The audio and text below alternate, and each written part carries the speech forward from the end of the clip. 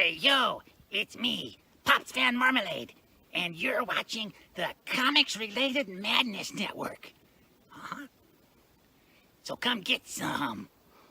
CromCon. CromCon.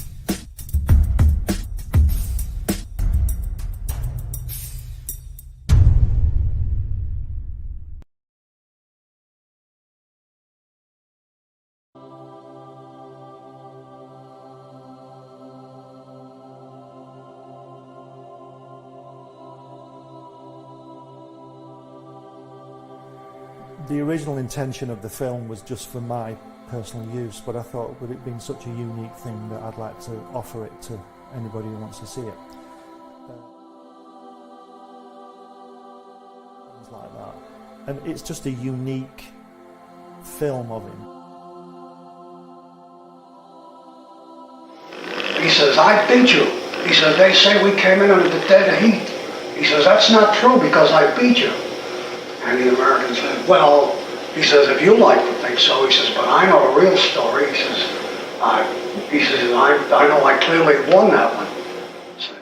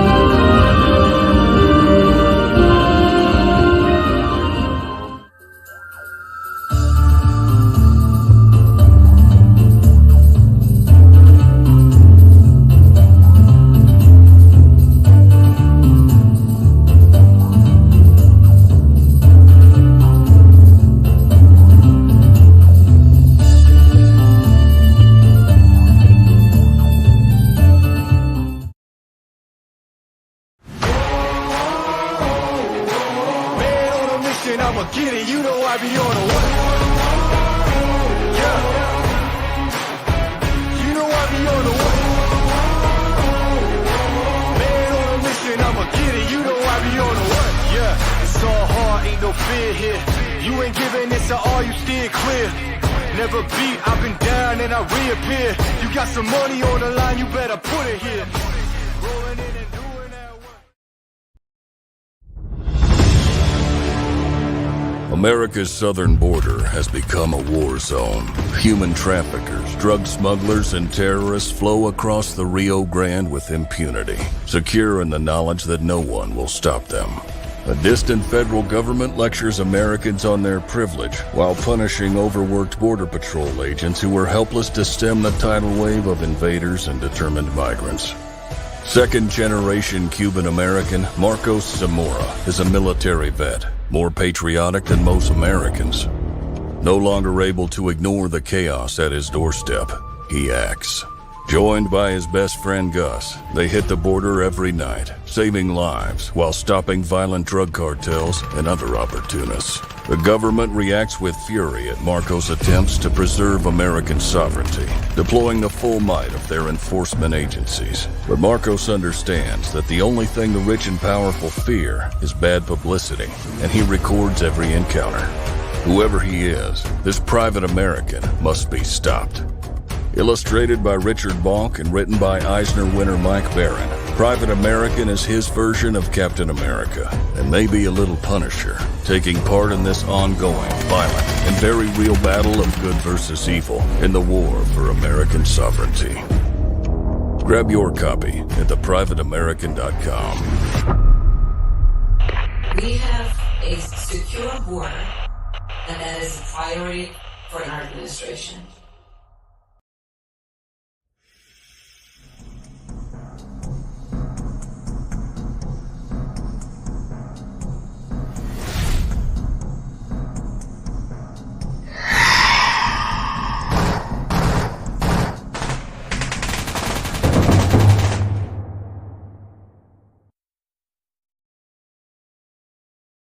The sun peeks over the horizon. Your excitement builds.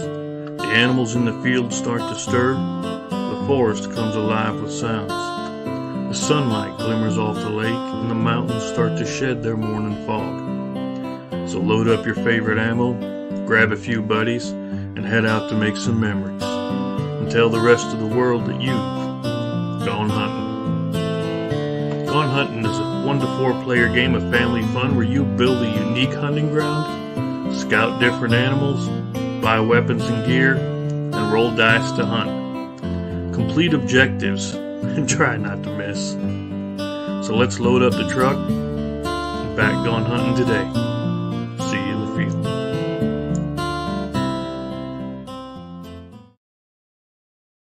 It's Fight Right. We live, bitches.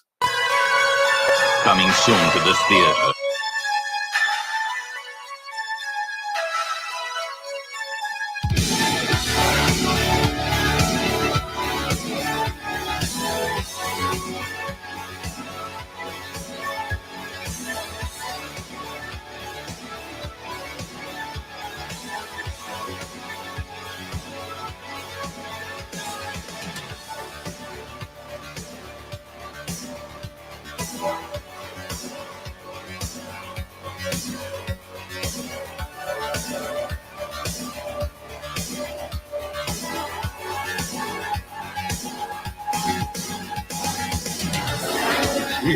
It's alive. It's moving. It's coming this way.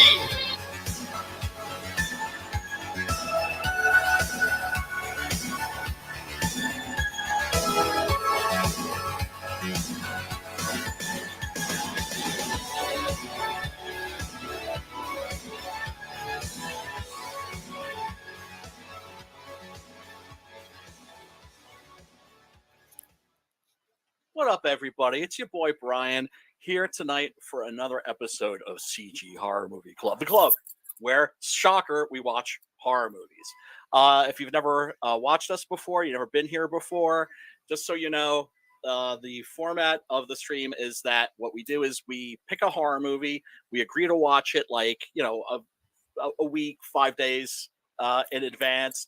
And then we get together and then we talk about said horror movie. And the movie is always something that's not behind a paywall. So if you haven't seen tonight's movie and you think like, wow, that sounds cool, I need to check that out. Guess what? link to watch it is in the description below. It's usually a link to something on Tubi or Plex or any number of streaming websites where the films are shown with commercials. Not too many, thankfully, but most importantly, they're unedited, because your boy would never send you to watch a censored horror movie. Nobody wants that. That's like plastic fruit. It serves no purpose. Anyway, let me bring on my boy, your boy, just in case you forgot, your boy, Matt Butch Cleaver Burke. What is up, son? What's up, dude? Just about to crack a beer. Oh yeah. Oh, is that the what is that? The Ukrainian brew or the Belgian brew? Ukrainian. Oh, yeah. They were out for like a week, and then they just got it back in, the honey. So they probably had to, I don't know, take some hits or something. I don't know. Well, I mean, now it's like October, right? So in October, then it's time. Oh, well, I just accidentally revealed one of our guests. But yeah. Tanner, welcome to the Horror Movie Club. Very glad to have you. We're going to be talking about. You got it, man. We're going to be talking about his book tonight, and trying to get it some much needed, much deserved, well-deserved attention. It's called The Displacer, and we're definitely going to be getting into that. But also, got to bring on my boy, Pops. How you doing, Pops? What's up? What's up? What's going on? Oh, man, what a weekend, huh? I still ain't took 10 minutes to myself yet, Brian. Oh, man. Cron just kind of burnt you out, huh? Dude, it's just, well, I mean, it doesn't end, though, because then you go right into the network programming for the week. So that one weekend is just man, I'm drained right now. A little bit. Hear you. I hear you. Friday. It's Friday, bitches. It is for me, though, so I'm feeling good. No, that's good. It's cool. Congratulations on 300 subscribers, my friend. Oh, yeah, that's right. I did get 300 subscribers. Oh, yeah. Y'all come over here to Brian Christgau's channel. Yeah, smash the like button, hook your boy up with some subscribes, and click the bell for notifications. Not that I would ever have the temerity to tell you what to do.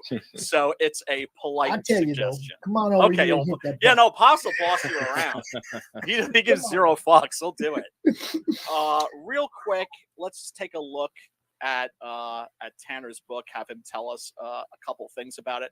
Because one of the things I want to start doing is I want to start having more people on to promote their books, and especially books that maybe are very worthy, but maybe not quite getting the attention. I feel like that this they one deserve. might have got by me. Who is this guy, Brian? I was just about to say Tanner, Pops, Tanner. Tanner, how you doing? Doing good. Promoting indie comics is what I do. So it is. It is. Basically, Pops is a soldier in the indie comics rebellion, in the indie comics revolution. Here we go. There we go. There it is. Okay, I have not seen this. What was your first campaign? My first campaign was called Cardinal, Cult, and Punishment. Came out last year, kind of around the same time. See, because your name looks familiar, but this book don't. But maybe it was that one. Maybe I saw that because your name does look familiar. So, it is correct me if I'm wrong, a detective horror mystery with a supernatural twist. So this is kind of like a Raymond Chandler, kind of like a Philip Marlowe story with the occult woven in. Nice. I mean, I'm guessing. Correct me if I am wrong. I'm not gonna lie. I did not get those references. Oh, okay. You know what? But I'm gonna go ahead and say I respect the hell out of that. Okay. Quick digression. One of the things that pissed me off when I went to SUNY Binghamton, which is like a junior Ivy League university with very high academic standards, was that the students there were fucking dopes. And that the students at my community college were 100 times brighter. And one of the things that pissed me off about the students at Binghamton was the fact that they would never admit when they didn't know something. And the students at my community college, if the professor used a word they didn't understand, boom, their hand went up. Right? And it's just like, no, you're not like showing that you're dumb. No, you're showing that you're smart, because you're like, yeah, no, I don't know what that word means. Judiciously, could you please like explain it to me?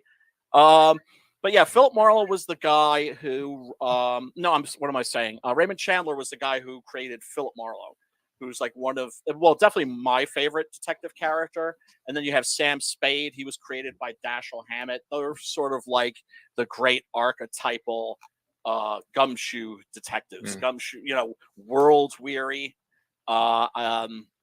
Chandler I always preferred because he wrote like, I forget who it was that said it, like a slumming angel. They're very moody, bluesy kinds of stories. And should we play a trailer for this real quick? Sure. Let me take let me switch between browsers here. All right, let me know if there's no sound.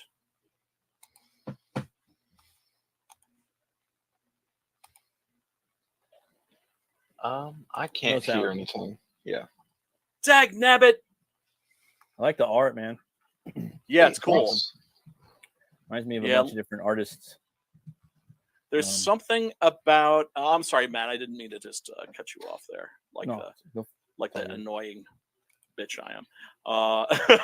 Hold on. Okay. Let me. Kind of reminds me of Ben Templesmith a little bit. Right. A little bit of Damien Worm, maybe. There's another artist that did an X. I don't know if you're familiar with X from Dark Horse. He's a vigilante character. A pretty big name. Sounds familiar. They brought the character back about 5 years ago, and it was dope. I forgot who wrote it, but the art was very similar to this, similar perspectives. But yeah, really cool stuff, man. Yeah, the artist I got, he's pretty cool.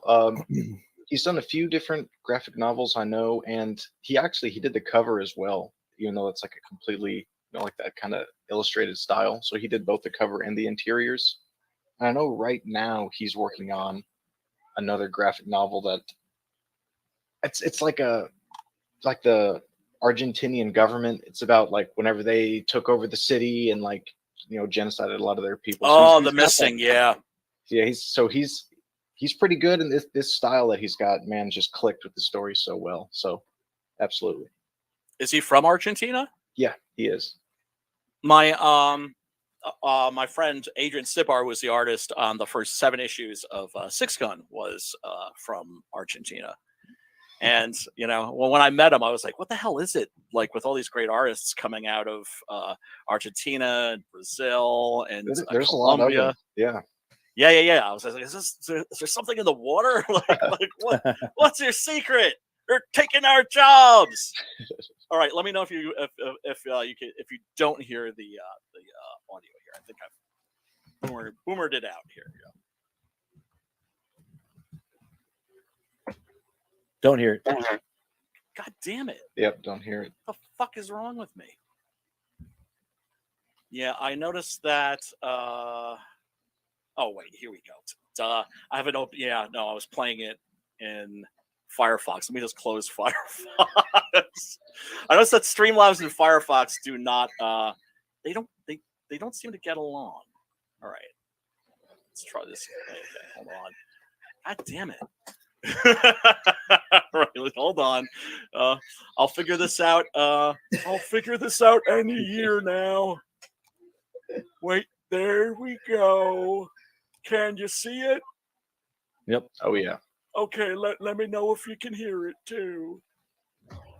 Yes. Novel Comics presents The Displacer graphic novel, 60-plus page detective horror story with a supernatural twist. Our Displacer has a special ability. He appears wherever he is needed, and until he solves the problem where he appears, he can never return home. Now he finds himself in a mysterious small town with no problem in sight except for a missing woman who recently returned home. All the while, in the small town, he is haunted by demonic visions and watched by the odd townsfolk. Join John Evanson, the Displacer, as he digs deeper into the troubled past of the missing woman as he struggles to solve the mystery of the small town and keep his sanity along the way. The Displacer graphic novel launches August 26th, only on Indiegogo. Well, that looks dope. Yeah. Thanks, man. Let me just drop the link in the chat. I dropped it in there. Oh, you beat me to it. Damn. Yeah. There, I'm gonna post it again, just out of spite. Spite me. You like Constantine at all, Tanner? You know, I got into it a little bit. My brother, who's like a year older than me, so we kind of grew up doing the same stuff. He is super into like kind of the supernatural detective stuff. He first got super into Spawn. He got super into Constantine. So I kind of caught some of that, and I've read some of his Constantine books. I never got super into the character, which is funny because, you know, I'm writing a story like this, but I definitely like the character and have, you know, seen the movies, the animated stuff, read some of the books. Yeah. That's cool, man. Yeah, I think the original character in this genre was named John Silence. And I'm trying to remember the name of the author. Definitely wasn't M.R. James. It wasn't Lafcadio O'Hearn. But it'll probably come to me later. But yeah, the supernatural detective has been a mainstay in pulp literature, in movies, in comics. Constantine 2's coming out. They're making it. Right? Yeah, Sorry. Yeah, I saw that. I mean, it's part of a horror movie. It's coincides with this. They're all back. Same director. Keanu Reeves is back. Peter Stormare is back. Nice. Yeah, there's the devil. It's gonna be he was so good. What about Tilda Swinton? Is she coming back? I don't know. Probably though. But I mean, it's I think this everyone's coming back, and I'm cool with that. It's just like the LA version. You know what I mean? Like LA universe. You know. Yeah. Like a multiverse. I like the TV show too. The TV show with Matt Ryan was pretty cool. Oh, it was fantastic. Yeah, it was I'll great. take it all. Yeah, the Swamp Thing series was great too, and they canceled that too. Can't find that anywhere. I've been looking for it everywhere. I can't find it. I think I'm just gonna have to buy it off of. Well, I'm gonna buy it anyway. I love Swamp Thing. You're gonna enjoy that, and then you're gonna be really, really frustrated because there's no more of it coming. I got the total fan pack on there, huh? What does that come with, Tanner? So that comes with the book, trading card, sticker, bookmark, and the badge, which all the Displacers have a badge because they're like deputized by the UN, and they all have a number. So you get his badge, and it's an iron-on patch that you can like iron onto your clothes. That's dope, dude. Oh yeah. So they're members of like a secret society. Well, they're the way that the kind of the lore works with the Displacers is there was just kind of like during the 80s a bunch of babies who were born with this ability. They just appear wherever they're needed, and so the world has kind of just accepted that that's a thing that happens. So it's like, hey, these guys just appear somewhere, and unless they can solve the problem, they can't get back home. So if they land on a crime scene, the police kind of got to let them do their thing so that they can get back and either get out of their hair or solve the problem, whatever. So to solve this problem of, you know, they're showing up lots of places they shouldn't be, the UN just had to make a decision and say, you know what, all of you guys, basically, you got a free pass wherever you need to go to solve the problem and get you home. So that's kind of, so it's not secret. Like everybody knows that they're a thing. Nobody really knows why. Just kind of like accepted. Yeah, there's some of these people that just every now and again they'll just pop up. Nice. That's a awesome, great man. hook. And my grandpa was a detective, man. Like so. Yeah. You got it. Yeah, in the 1950s, and awesome. Detroit. But he was That's so cool. So whenever I see the detective stuff, it always, you know, especially the supernatural one, you hook me. So you're, one day in, you're almost funded too, right? This is the start of the second half, so I am 31 days in. Oh, okay. Yeah, boy. Cool, man. And now we know about you, so we get to promote you for the last 30, bro. You see? Yeah, we gotta get this shit funded. Gotta get it funded tonight. So yes, that'd be most awesome. definitely. Yeah, folks, go check this out. It looks really, really good. Yeah. I definitely intend on backing it when I have dinero to back it with because I'm a broke ass bitch right How many now. pages is it? 61. Nice. Whoa. Let's see I like that here. badge though. That badge idea is cool. I'm gonna get a Is that vest. cool? And, yeah, dude. I want it for all my there you indie CG vest. You know what I mean? Yeah. Okay, That's how real. many pages? 61. 61 for $25, dude. Folks, come on now. That's a really good deal. So you're not going to be getting like, a little pamphlet. You're getting a real book here. So go check it out. And if it seems like something that is up your alley, support it. Support indie comics, support indie creators, and keep on keeping on. So, but yeah, now you met Pops. Pops is gonna, like I said, that's what he does. He promotes Gotcha. indie creators. All right, so tonight's movie is. Do you Facebook, Tanner? I gotta ask this. I don't have Facebook. Mainly just Twitter's pretty much what I stick to. That's my Twitter right there, Madness Comics. So Gotcha.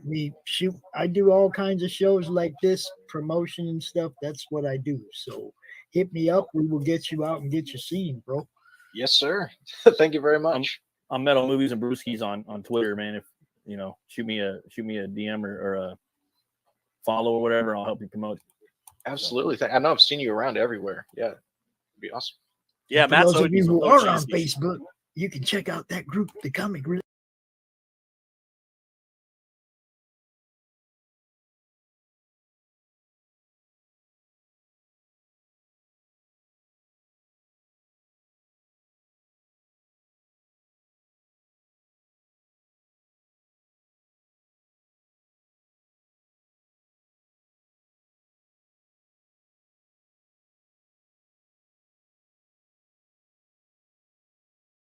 A whole lot of TV. Pops, you're gonna fucking love.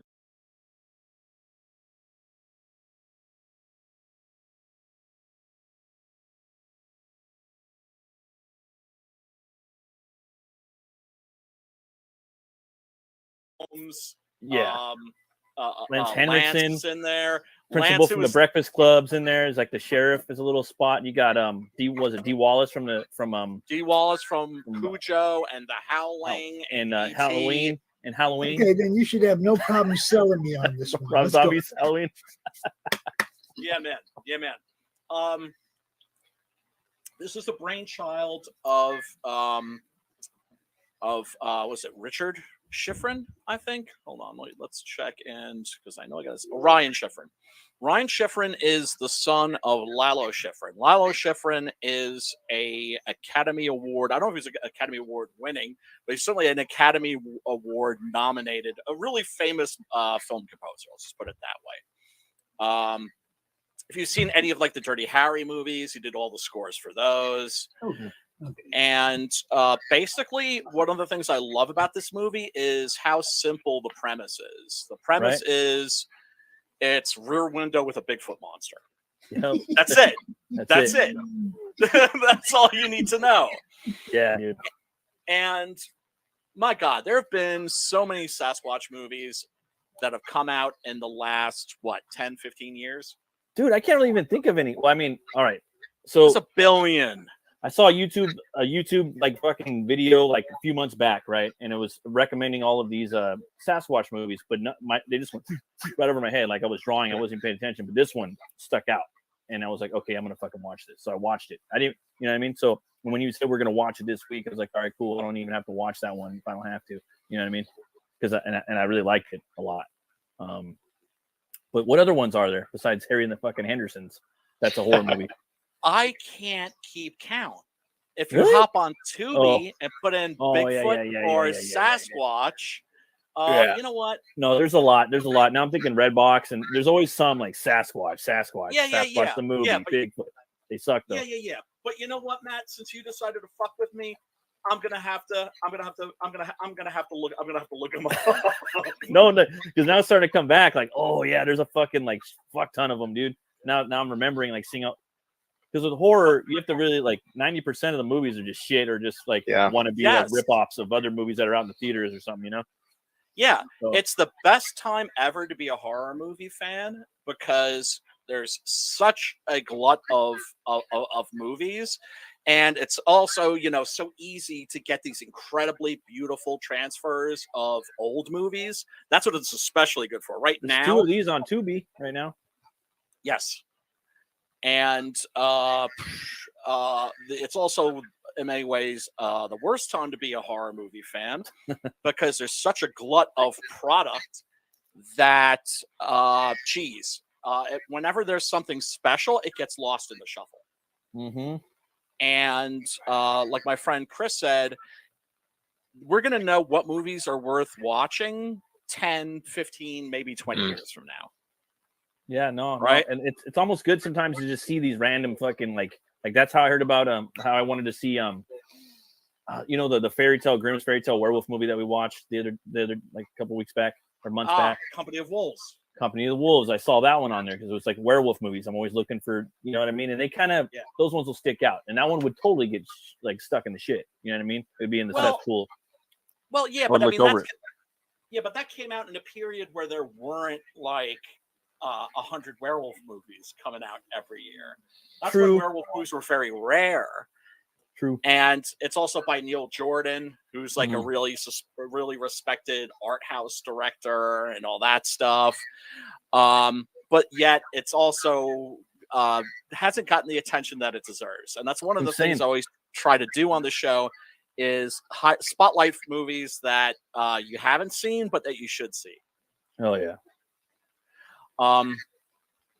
Let's see. Oh yeah, that's right. I was gonna start Bring up rattling off. Yeah, the let me see if shit. the shit. The shit. I like me some Harry and the Hendersons though. I mean, ain't no knock to that movie. I fucking love that movie. that dude was Predator too. He went on to play Kevin Predator Peter and Predator Hall. too. Yeah, I love that movie. This movie is cool. This movie was dope. Like, I mean, just as good in its own way. I've only seen it like once, but man, the suspense. You know what I mean?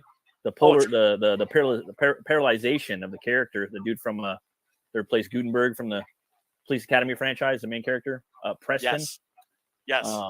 Yeah, dude, and his fucking asshole. What is it, orderly or his nurse? Oh my god. Yeah. Who steals the movie, by the way? Yeah, he does. He's just like his fucking top row of teeth and his mustache. He's just like, okay, what we're gonna do is I'm gonna go make you some dinner. Wait, there he is. What does he say at the end? You fucking ass monkey. He like pulled out the fucking Eat this, you fucking ass monkey. We'll talk about that later. That part's pretty epic. Yeah, I get a little bit of that. Yeah, it is. Yeah, it is. Oh god, he's such an asshole. It's fucking fantastic. Yeah. He totally jacks this movie. There's a lot of good, memorable actors in it, but yeah, he kind of like steps in and jacks it. I can't wait to watch this again. Like we were me and my wife, we were like pumped up to watch this, but stuff just keeps happening, and like the kids they don't go to bed. It's like, oh man, tonight hopefully. And you know what's funny? There's a CGI animated kids movies called Abominable from 2019. Yeah, it's awesome. So, and I love when that happens. I love when that happens because I guess I'm like an evil, sadistic motherfucker, and I just love the idea of parents going, "Hey, there's that movie Abominable. Here, let's show it to the kids." And the kids are like, "Ah!" Because people are getting fucking ripped apart. Yeah, the dude's scary, man. this one is fucking scary, you know. Yeah, it really is. It really is. I like Bigfoot though, man. Like just in general, I think it's awesome. Like in all the the cousins or whatever, Yeti and Abominable Snowman and Skunk Ape. Skunk Ape. Boggy Creek Monster. Yeah. Legend of Boggy Creek. All that. All right, quick. All right, let me just rattle off some of these names. The Man Who Killed Hitler and then the Bigfoot. Love that movie. Oh yeah, that one was good. It was Sam Elliott, right? Yeah, that movie was so good. Yeah, that movie was good. Yes. Yeah, it's fucking solid as fuck, dude. Really? Okay. Yeah. I'll check it out. And Bigfoot isn't what you would see like normally. He's a little different. Yeah, a little bit different take. It's a little bit different than you'd think, but man, yeah, that's and the Bigfoot that's up there. Different take. You know, it's not your normal like what I would have done. Gotcha. Then there's Primal Rage, Exists, Willow Creek, which is a Bigfoot movie by Bobcat Goldthwait, believe it or not. I'll check that out. Dawn of the Beast. Yeah. Dawn of the Beast, which is ultra low budget, but is really, I actually really kind of enjoyed it. It's like Bigfoot versus the Wendigo. And you don't get as much you don't get as much Bigfoot versus Wendigo as you'd like. And the budget constrictions are very visible on screen, but when they go at it, it's just, you know me, I love a monster rumble. Hey, dude, give me a beer and some popcorn. I'll watch that shit. Yeah, man. Big Legend, Bigfoot, Missing Link, Bigfoot Family, Abominable Snowman, Smallfoot, Hunting the Legend, Strange Wilderness, Dark Divide, Suburban Sasquatch, Sasquatch Gang, Snow Beast, Valley of the Sasquatch. There's like a billion of them. Hit me with them, motherfucker. Devil of the Mountain, Sighting, Cherokee Creek, The Bigfoot Project. I bet you like half of these movies are found footage too. Shooting Bigfoot, Letters from the Big Man, Big Fur, Night Claws, Bigfoot Wild Weekend, Night of the Demon. Oh wait, no, that's the Bigfoots. Big Feets.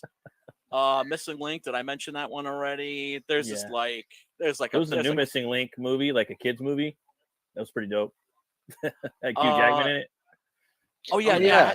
That looks really good. There's a badass little fight scene in the beginning in a bar, like in the wilderness. Oh, that was tight.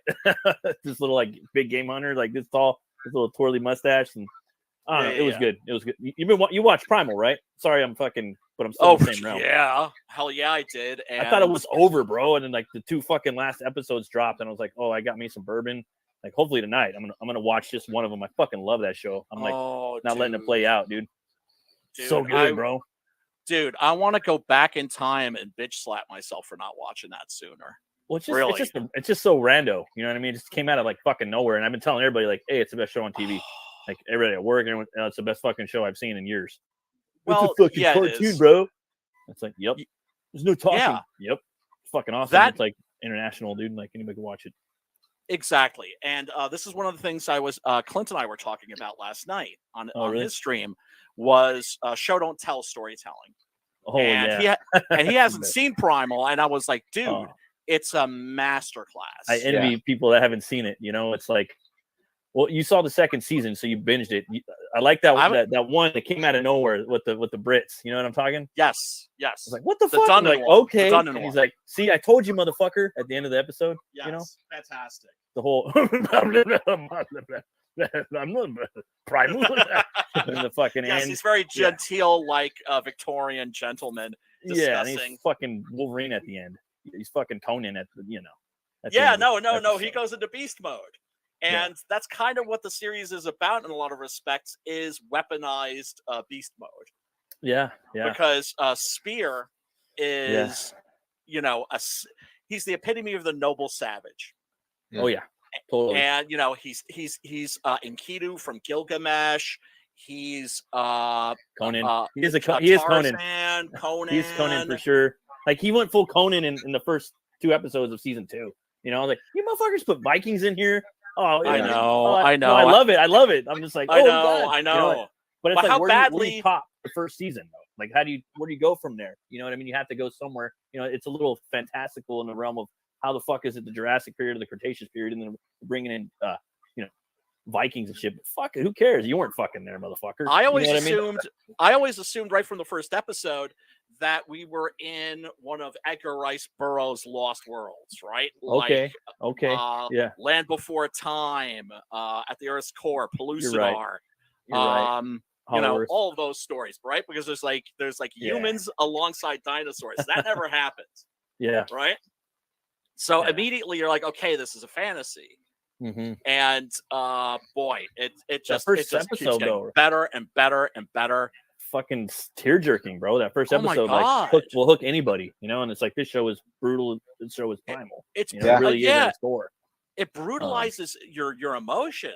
It's that's the thing about it too. It's very emotional, and the gore We got to cover that maybe someday, like on some other thing or something. We could do one episode at a time. Maybe like a mini series we could do, like Horror Movie Club Primal or something. You know what I mean? Where we just talk about each episode for a little bit, if you want, as a little side hustle.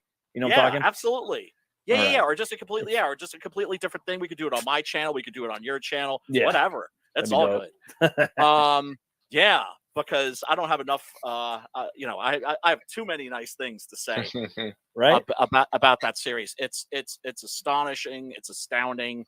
It's a masterclass in show don't tell storytelling, which as comic book creators is what we're supposed to be specializing in. I want my toys and my gear. Like I'm fucking nerded out. I'm nerded the fuck out on that shit.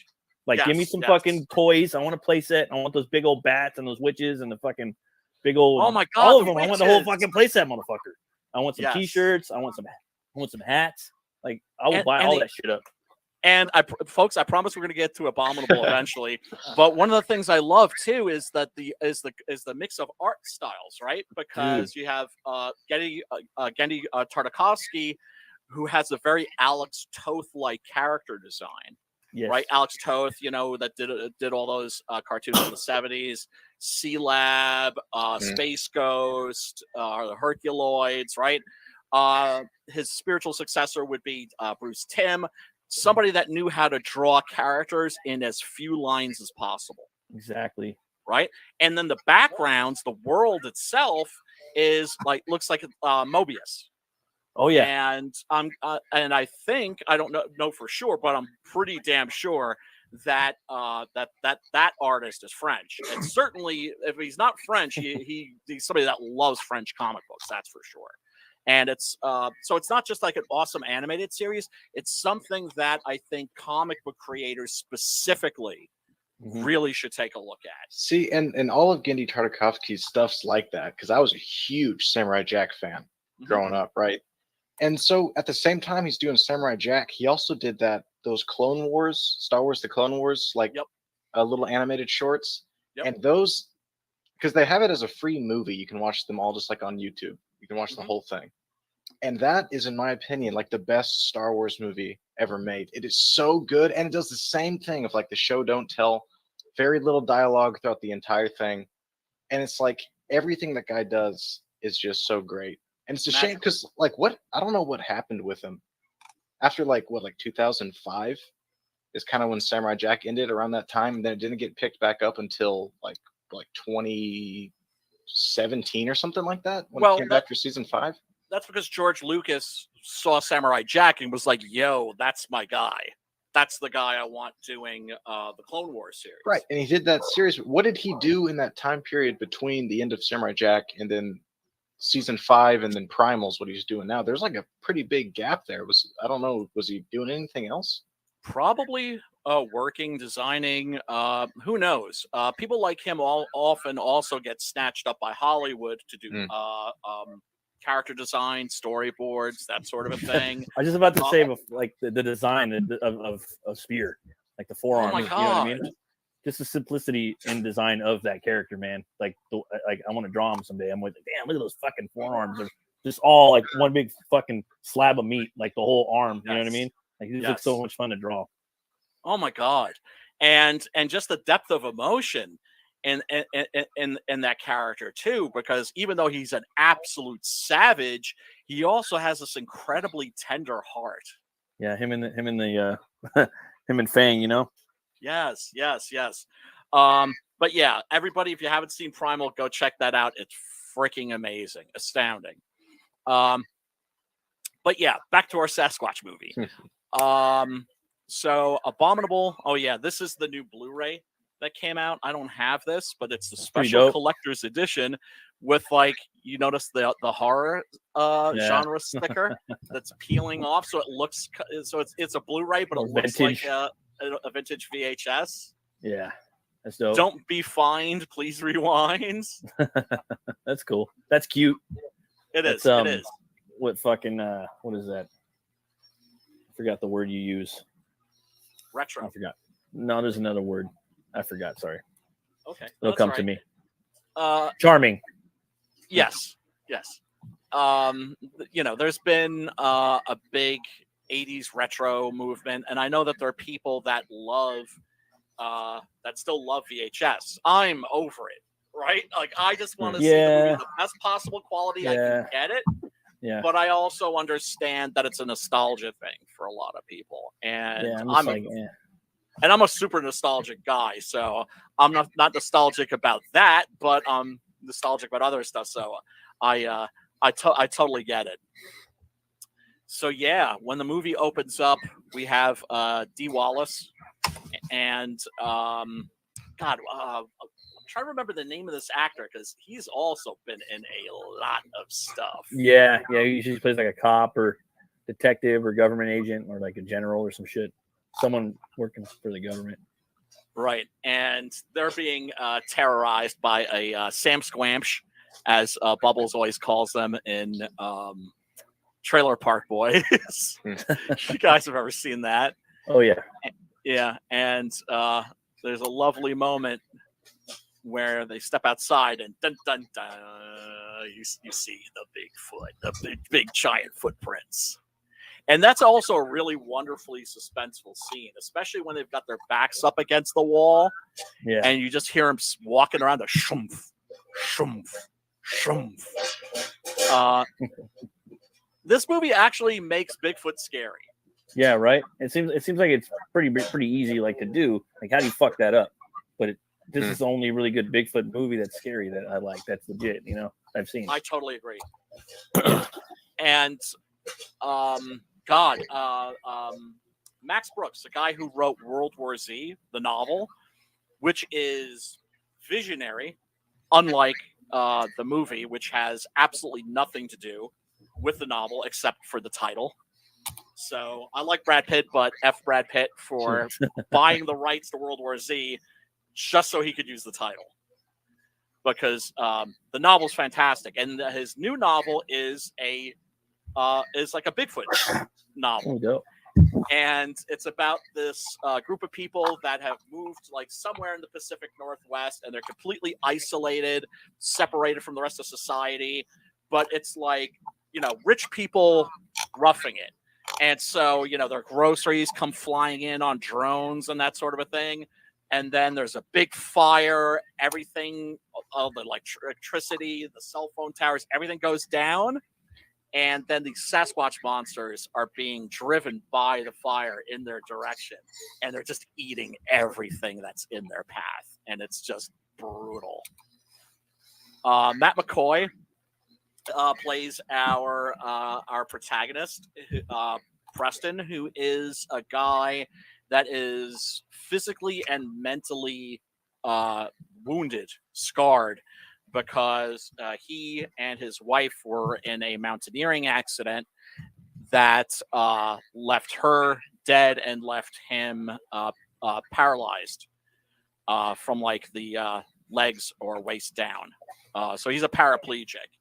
And he's been going through rehab and therapy and everything to kind of get over what happened to him, which I'm sorry, that's the sort of thing that you don't get over. When people always use that word closure, don't let anybody ever sell that to you. It doesn't exist. And he has as his companion a very unlikable. It's Christian Tinsley, I think is the actor's name, and as Otis. And oh my God, he absolutely steals this movie. He's such a fucking dick. What an asshole. What an asshole, man. Yeah. Right? Like, he's driving him up and to up the mountain to go to this place where he's going to be staying. And that's part of his therapy, is to go back to the world that he previously lived in and loved very dearly. But of course, his wife's not going to be there. Yeah, got to confront it, though. But he's got to confront it. And boy, he ends up confronting a lot more than he expected. Right? But I just love this scene because, like, because Preston's like listening to the radio, and Otis just turns it off, and he's just like, let's just establish some ground rules here. And he gets like all in his face. You can almost smell his breath, right? And basically reads him the riot act, and he's like, we can 3 days. We can either do it the easy way or we could do it the hard way. So they move into this house way up in the mountains, and opposite that house is another house that is like a rental Airbnb, whatever, and a bunch of college co-eds come cruising up and move in. And soon Preston discovers that there's something out there and that it's stalking the girls. And one of the girls steps out and, I'm sorry, you're going to say something? I was going to say, important part is that the orderly's gone, because what an asshole doesn't get him the right milk. How do you not know to get the guy the right milk? You know what I mean? So he has to leave, and he's gone for a bit. Yeah. How does he not know? Because he's an asshole and he doesn't care. It's like, dude. Yeah, doesn't care sounds more like, fuck, I care what kind of milk you get, man. Yeah. Soy It's like, milk. come Have on, some man. soy. Have some soy milk. I'm an almond milk man myself. You can leave that Almonds shit. don't have tits. I don't care what anybody says. Almonds Hey, do not like have Arnold titties. said, milk is for babies. But what I love about almond milk is it doesn't spoil. But yeah, everybody, by the way, that's tuned in. Thank you so much. We appreciate you hanging out to listen to a lecture about almond milk versus soy milk. I gotta say, Shadowhawk, Time of Dying, ID Crisis. Oh Yeah. man! Oh yeah. That's one of my flaws as a streaming host is I don't keep an eye on the chat. Everybody, thank you so much for tuning in. We really do appreciate you. Smash that like button. Also, check out the link to Tanner's campaign, which we have posted in the chat and which we will also be discussing in a bit. Also, feel free to interrupt me at any time because you're not interrupting me. I love not being the only person. He tends to ramble. That's monologuing. He tends to ramble. He doesn't. I mind do. if you put I in there. do. Okay. Yeah. So when you feel like you're interrupting me, you're actually rescuing me, and you're also probably rescuing the audience. So. Oh, now wait a minute. Who's that? Go back. One of Windows. these girls gets got, right? And he doesn't see it, but he hears it. And he just sees her cell phone, right? She's there 1 minute and she's gone the next. And something's moving around in the woods. And so he yells over at these girls. And he's just like, hey, something just grabbed your friend. And this chick is just like, get away from us, you perv. Yeah, pervert. And he's just perv. Yeah. And then there's this wonderful moment where, and that's one of the things I love about this movie is that it doesn't pretend to be anything other than what it is, which is Rear Window with a Bigfoot monster. Yeah, straight up. There's this wonderful scene where he's just kind of like scanning the woods. Oh yeah. And suddenly, yeah. Dun dun dun. That's like one of the scariest parts, dude. For me, anyways. It is. As far as scary goes, you know what I mean? Because then it starts to mutate into a different type of horror movie as the movie progresses. It's a lot of the show don't tell from the get. And then you see that, and it's like, ooh, that was scary. Right, but the film does something really smart, which is it reveals its monster piecemeal. Yeah. Right. At first, you don't even see him; you just hear him, and then here you catch a glimpse of his eyes, and it's a very unusual Sasquatch design too. I was about to say I like the design, and it's easy to go with that fucking Harry design, Harry and the Henderson, that fucking Slim Jim or beef jerky, fucking. It looks cool. You know what I mean? But yeah, well, Harry and the Hendersons, he looked like an orangutan kind of. Yeah, but I mean that's how I envision all of Bigfoot. They look like Harry, kind of. You know what I mean? But really, they probably don't. But this one, he's like the Max, like Sam Keith's the Max. He's got the fucking grill, Got a big old yellow grill. You know what I mean? Yeah, Well, yeah. that's, you know, And part what's of so the- disturbing about him is that his whole hair, his whole face isn't fuzzy. He has Yeah. a beard. He has a beard. He has a handlebar. Right. Yeah. So he looks sort of, it makes him look like even Lemmy. more human, but also off. Yeah. Like his eyes are way too far apart. Yeah, almost inbred. Yeah. Like and they have like this yellow kind of roomy color. Yeah, dude. Right. So Matt McCoy is just like needless to say, pretty fucking frozen, and he tries getting some help. But I mean, how do you explain this? And of course, that's his first mistake. Okay, if you're seeing these college co-eds getting jacked by Bigfoot, you don't call the police or contact the police and say Bigfoot's out there grabbing these girls. You make up a story. Oh yeah, and yeah, right. say that it's like some like biker that's like high on meth, Right. right? Because the mission at that point isn't to convey the truth; it's just to get their asses up there with some guns, yeah. Mm-hmm. and hopefully make a lot of noise and scare the Sasquatch monster away. So bad tactics on his part, but he's also, after you see something like that, and that's one of the things I think that Matt McCoy conveys really well, is after you see something like that, how do you even process that? Like, did I really just see that? And so he's sort of doubting himself in some respect, and yet at the same time, he kind of knows what he saw, and he needs to, warn those girls. And of course, Otis is having none of it. He's just like, yeah, whatever, deletes the email. And then we jump to these campers, right? And it's a section of the movie, I think, that could have been cut out, but I don't dislike the fact that it's there. Right. It's kind of like a little side trip, Yeah, like I enjoyed it. A bunch of cameos. Yeah, I liked it too because you get to see his lair. Yeah. You get a little, little intimate or a little more about the abominable. Yes, you get to see how fearsome this monster really is. Yeah, he ain't eating berries and fucking leaves. Yeah, that he's like a bear. He's not just gonna eat you all at once, right? He's gonna chew on you a little, snack on you a little, and then like stash you in his cave, and maybe swing by for like a midnight snack or something.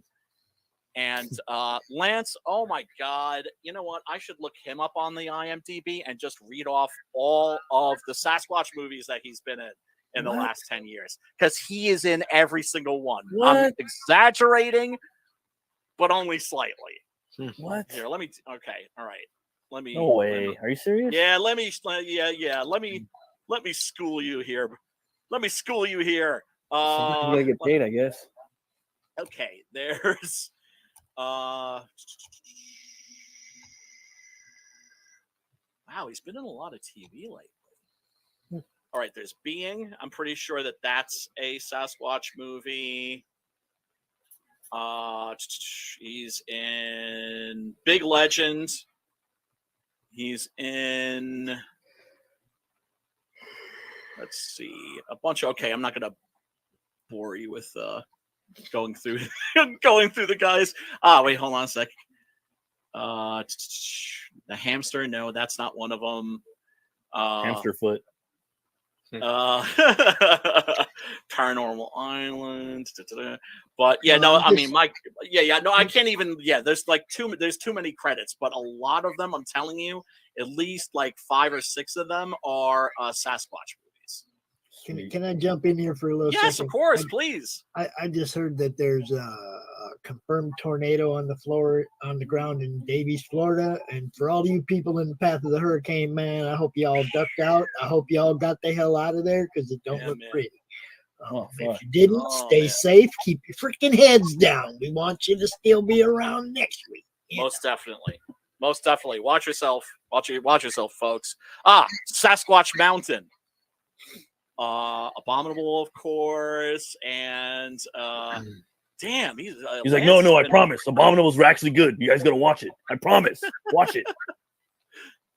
Yeah.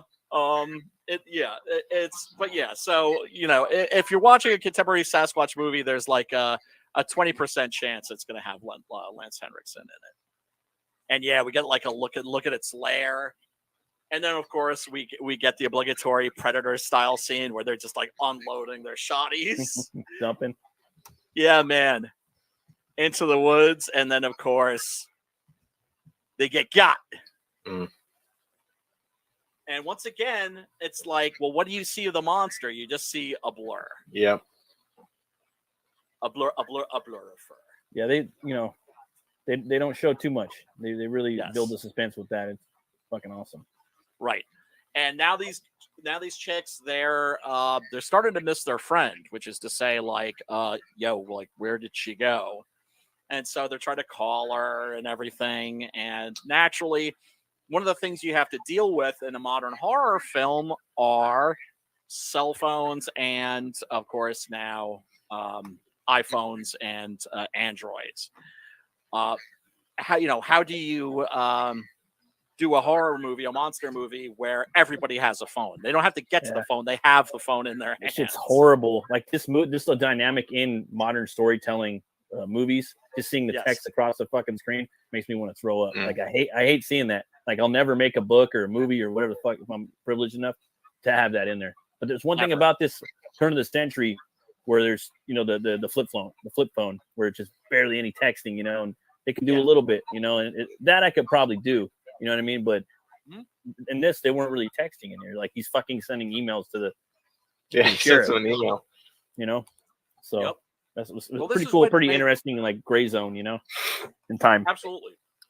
Yeah, I mean, it's a challenge. It's a challenge for writers. Like, how do you get around that if your film is set in the present day? Which, let's face it, most films are, especially for a low budget, because period pieces are so prohibitively expensive, which is one of the reasons why the Gothic horror genre has been pretty much dead for decades now. I mean, every now and then we get one, like Crimson Peak, but they're very far and few in between. So Preston makes the mistake of giving Otis the binoculars. He's like, "What are you checking out?" And he's like, "Oh, you're watching these girls shower, huh?" And look at his face. I just he's digging it. And what can I say? I just love this shot right here. The expressions are great throughout the whole movie. Fantastic. Yeah. You know who he looks like, dude? The main character, he looks like Plastic Man. Like he'd be perfect for that, right? Well, the perfect Plastic Man always would have been Jim Carrey. The fact that there never was a Plastic Man movie with Jim Carrey is a sin. Yeah. Because the guy's already, his face is already made out of plastic. Right? Yeah, totally. He's a fucking shapeshifter. Yeah. Although Matt McCoy, I think, actually would have been a really good Reed Richards. I was thinking the same thing. It's fantastic. Like they can see the gray. Well, he's already got it there, but yeah, man, he's got that rubbery kind of fake looking, face a little bit. Yes. And look, I'll let you boy here. I managed to get the screenshot in a clean fashion. You're not seeing anything naughty here, right? Her breasts are covered with her hands, and that bar right there is right where her butt crack should be. I don't think I don't look out for you folks. Don't think he's like, got it. Yeah. Hey, was this a Hallmark movie, bro? Like, or who made this? That's a good question. Dude, it was. I'm thinking it was like a weird, like, oh, okay. So it's like I could have swore I read somewhere it was like one of those Hallmark, like kind of momsy fucking afternoony network channels. You know what I'm talking? I was like, what the fuck? Because I could have swore that had like nudity and gore in it. And yes, sure it enough, does. It does, dude. It does. But yeah. Yeah. So if we're done looking at, and what can I say? This young lady does have a very nice figure.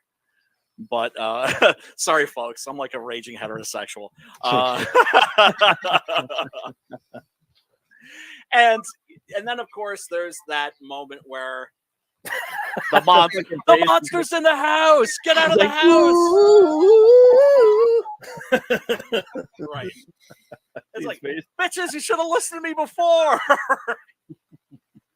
And I just love these shots where you're following his point of view, and he's like looking down, and he'll see the monster. Like, there's this great shot. I didn't screenshot it. I don't think, where he looks down and the front door has been annihilated. Yeah. And that's all you see, and you know, like, the monster's in the house. And the best part, or one of the best parts, but arguably the best part of the movie, you know, where he's just all the shit's fucking going down. You know what I mean? Finally going down. Shit is finally really hitting the fan.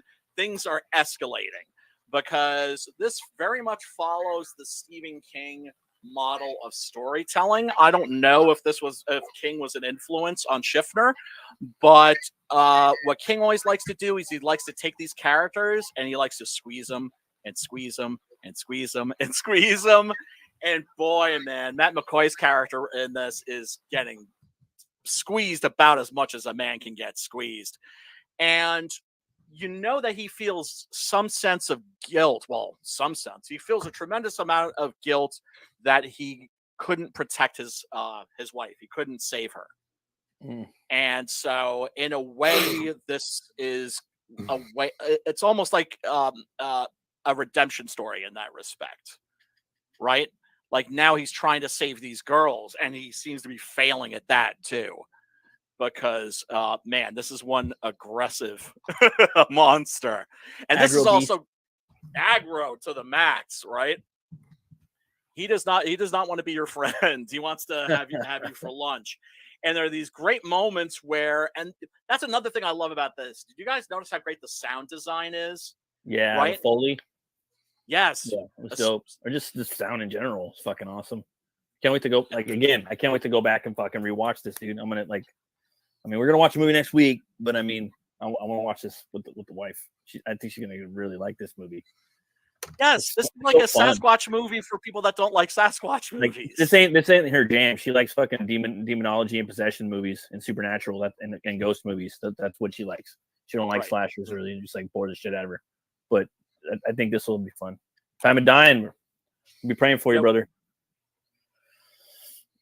Oh, dude, you're in the oh. Yeah, that shows you where my head is at. I'm like, just like, I put that up and didn't even bother reading it. Yeah, Time of Dying says I'm in the path of it, but it'll just be a bunch of wind and rain by the time it gets to me by the weekend. Yeah, we hope so, dude. Yeah. You know, watch your ass. Be careful, because Mother Nature can be very, very unforgiving. Yeah. As many of our friends know. Hunker down, Todd. Yeah, that's what you need to do, man. You need to get in that root cellar. Make sure that you got a Blu-ray player and some booze and maybe a little of the sticky icky and some good snacks. and you'll be all right. And then you need your own little generator down there, you know, so you can play Xbox or PlayStation. You'll be good. But yeah. You know, that sound of the shroomf, shroomf, shroomf, right? Of when he gets in the house, boom, boom, boom, boom. You know, I mean, come on. You know, it's Sasquatch. Stealth is not exactly his strong suit. Not that big ass fucking size 20,000 foot, you know? Definitely not. And, you know, at first he's picking them off, and now he's done fucking around. And he's just going in for the kill. Here's a great shot of the monster. Right? Good poster. Backlit. If you see that, you're like, oh, he probably looks like Harry and the Hendersons or something. You know, like, yeah. You're like, oh, that fool's pretty fucking ugly. Yeah. What can I say? I think it's one of the more fierce. Yeah, like, there's a butt shot. I have to get that in there. And yeah, I mean, this is a fearsome creature. So, of course, you know, at some point, Preston's going to use his mountaineering skills to save the day, hopefully. And so he gets himself down and on the bungee cords. And, you know, this one young lady who's like the last girl standing, right? He's failed to save all these girls. And now it looks like he's probably going to fail to save her, too. And I just love this moment where she's rappelling down, and it looks like she's going to make it. And then Sasquatch is a lot smarter than you might think, and he just grabs that line and he just starts pulling her up. Yeah, it's just pretty fucking scary, that part too. Yeah, she had a really good reaction. Like she seemed like she was actually scared there. Like I don't know, it was a really good reaction in that scene. I was like, dang, it's kind of impressive. I can feel it, you know? Yes, all the acting in this is very good. And she's definitely one of the standouts, because real fear. Yeah, and apologies to her for taking a screenshot of her ass, but what can I say? I refuse to apologize for liking women's bottoms. Okay. And there's a great shot where you just see his hands just pulling on a bungee cord, and of course he's got her. That grill. That's like one of the money shots, right? She got on that grill. Yeah, and I mean, you could like practically smell his breath. It's just God. Oh man, and he's a carnivore, so it's gotta smell nasty. And I also love how dirty his teeth are. Yeah, dude, and big long teeth, like crackhead, like big, dude. Yeah, man. Scary, like the Max. Yes. Great monster design. Oh yeah. Yeah. So that's the thing too, is when you're revealing the monster piecemeal, you always hope, I mean, you don't really see that much these days, but as a kid, I was always hoping, like, please, I don't want to see the zipper. I don't want to see the zipper down the monster's back. Oh yeah, you would see that sometimes.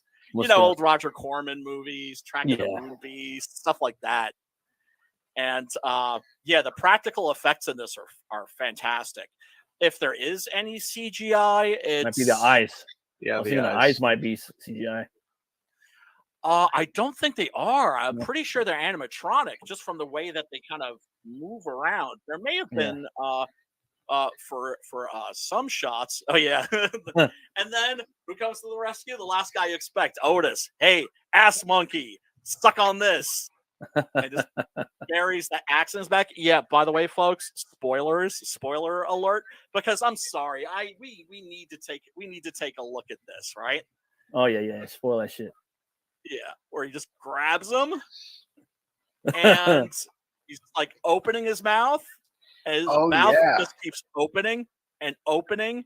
It's like it didn't need this, but it made it that much better for me, anyways. As a gorehound. Without a doubt. You're just like, oh my god, he can dislocate his jaw. Yeah. To like basically fit your like entire head. Yeah, that was brutal. Oh man, it's fucking snake and shit. Yeah, here, check out this effect. It's like, so good. fuck, I'm in his mouth. This sucks. Yeah, man. Crunch. Oh, my nose. Bites the whole front of his head off. The whole face is gone. See ya. Oh man. Yeah, the axe in his back. The way he just drops on the ground is so like cartoonish, kind of. Yes. Something I would have done. Yeah, without a doubt. Yeah. So, fellas, your overall impressions of Abominable. I fucking love this movie. I'm gonna buy this motherfucker. Right? It's got a lot of little like quirky hearing things, but I love it for what it is. It's dope. I'm like this close to let my kid watch it, but like I wish there was like a rated like a an edited version of this movie, like in some things, because it can be pretty scary too, Oh yeah. Because I watched every 80s movie I watched edited, bro. Like I grew up on edited. My dad taped them all on TV back in the day because he was Christian. And he's like, I don't want watching that shit. But when I got older, he's like, all right, check it out now. You know what I mean? So you go back and watch RoboCop, like the fucking uncut version, and they come out with the director's cut, where it's even, so it's like, dude, for me, it makes the movies even better, especially nowadays, because these movies are the best fucking movies ever made because of all the crap they're putting out nowadays, Special, yeah, so, without a doubt. Yeah. And I mean, my attitude has always been age appropriate, right? Yeah. Like age appropriate sex education, age appropriate horror education. Yeah. It's like you don't just like, with sex education, you don't just jump right into orgies and blumpkins and Come all on, kinds bro. of demented shit, right? You start out with the difference between boys and girls. Yeah, with- birds and the bees type shit, Yeah. Like that And shit for fucking horror- I don't want get that shit out of here. You could learn about that shit on your own. I won't even be in the same fucking room with you. Get out of here with that shit. See, I had German parents, so Yeah. they're very open about that stuff over there. So I was the kid on the bus where all the other kids would come to me with their questions. So Two Horns way up though. Two Horns way the fuck up. I would recommend this. Best fucking Bigfoot Sasquatch fucking, what is it? Fucking beast movie ever, I think. Primate beast ever made so far. Until they make original 8. It was it was pretty sweet. You enjoyed it, Tanner? I liked it. When I was watching, I was like, okay, because I love horror movies, but that's the thing, is probably 90+% of the horror movies I've seen are all garbage. Yeah. Because I've seen pretty much everything that's on Hulu or HBO. Probably just anything horror, thriller, and most of it's pretty bad. Yeah. But going to this one, man, I was like, man, this movie's kind of sweet. Yeah. It's a little cheesy. But it's like, it's like, dude, this movie's kind of sweet. That like you said, the acting was really good. I thought the expressions were all really good. And the monster, again, it's a great design, and I did like how you don't really got to see it too much, kind of like a Jaws thing, where you just got to see parts of the monster or see what the monster leaves behind. That's the scary part. Yes. So I like that. But then at the very end with the full reveal of this big freaking monster. Oh yeah, that was awesome. Yeah, and it really that's the delivers thing. at the Once end, you right? see- What was that? It really delivers at the end, right? Like absolutely. Like with the car and everything, and like all the Yeah, shit. man. Yeah. No, it absolutely delivers. Like, this And is how that's you the do thing. a monster movie, right? Like this is how you fucking do it. Like this is might be the perfect fucking modern like post-art monster movie. Like like the way you'd want to do it. Like how many other monster movies have been like this in this time that have been told this good, like cinematically, like laid out in that way? You know what I mean? Like, I never would have unveiling. watched this. I never would have watched this on my own. And I was listening to, it was on the Word Balloon podcast. This is years ago, right? And I think it was Rick Remender that was on. And they were talking about movies. It was like, oh, have you seen Abominable? He's like, oh, it's awesome. It's Rear Window with a Sasquatch monster. And I was like, okay, that sounds tight. I'll check it out. And yeah, I thought it was terrific. But to what Tanner was saying, part of being a horror movie fan has always been panning for gold, right? Always. This goes back to when I was like a little boy and staying up late to watch Fright Night on Sunday. Friday and Saturday nights at midnight. Right, that's when they would start showing the horror movies. And yeah, most of them were junk, but you look for those diamonds in the rough. But that's every all now and then, right? It's the boldness. You can do whatever the fuck you want, but you're gonna have to sift through the cesspool, Yeah, and it's just now. There was a time where, if you were a horror fan, you knew people, or you were one of those people that had seen everything, right? Because you could keep up with everything. Because even though there were like a billion horror movies, you didn't have access to world cinema at that time. So you didn't really necessarily have access to Spanish horror films, Italian horror films, a trickle of those. And then, of course, then came the VHS days, and that's when, the floodgates opened. And then there was the DVD revolution, and that's when, you started to get access to great old movies in premium format, no crappy pan and scan. Yo, ID, what's up, brother? Hello, everybody. Hey, Pops. Hey, Matt. Hey, Tanner. What's up, ID? Brian. What's up? Long day at work. How you doing? Oh, okay. Hey, yeah, I had to go pick up somebody from work, but I'm back. I'm home, and I did my homework. What did you think of Abominable? I thought it was better than usual in some ways, and in other ways it was typical. Okay. And like the axe in the back here by our who was that? Elliot? What was his name? Elton Elliot. Otis. Otis, yeah. Dun, dun, dun, dun. By Otis, that was different. I honestly, whenever he was like, okay, well, Otis is out cold. That was a nice gangster move, you know. Yeah, Jab right. a needle in the neck. Yeah, it was. And when he said bait, I thought he was going to go even further and just get Otis out there and use Otis as. Yeah, me too. The cold-blooded. His bitch ass would have deserved it too. Yeah, yeah, cool. but then That's coming cool. in Can't with cook the for shit. axe. I mean, he woke up and kind of figured out what the situation was like He came right correct. away. He came correct. Yeah, yeah, but I Yeah, don't he know. did. I mean, think with typically though, you know, call me a prude or whatever. Girls renting the house across the way. Yeah. Is now that shot right there was really good. Yeah, that's the icing on the cake right there. Yeah, so you get like a really great splatter effect too. Well, You that get, was like, but that's the rewind worthy moment. Yes. Let me see it again. Let me see it again, like you're doing it, frame by frame. Yeah. And it's cheese. Like the movie's got a little bit of cheese. Like that's why. Like to me, it's just it might enough. It might be perfect. Like like a modern monster movie with gore, Yes. revealing, like slowly revealing the monster. You know, It's very well made, especially well, having for the like rear a first movie. window dynamic. You know what I mean? Yeah. The rear window dynamic was good. Yeah, brilliant, dude. There was a lot. I don't even know if it's considered a trope, but I guess so. There was a lot of the way, well, like getting to the ending is getting to the ending, but that I saw a lot of different movies wrapped up into this one, you know. And you have to have, you know, if you have to have, you know, naked girls across the way, then you have to have naked girls across the way. But I thought, wouldn't it be more dynamic of a story if there was like a family or kids or something like that you're going to be able to get more emotionally invested in, because as soon as you see pretty girls, you know, you're not supposed to care about them. Although I did like the way that one folded in half. Some of the stuff like some of the stuff like that was really clever. It was just the way that the camera was, how fast the effect took, and the sound effect in just the right spot. That made me go back and look at that one again. Yep.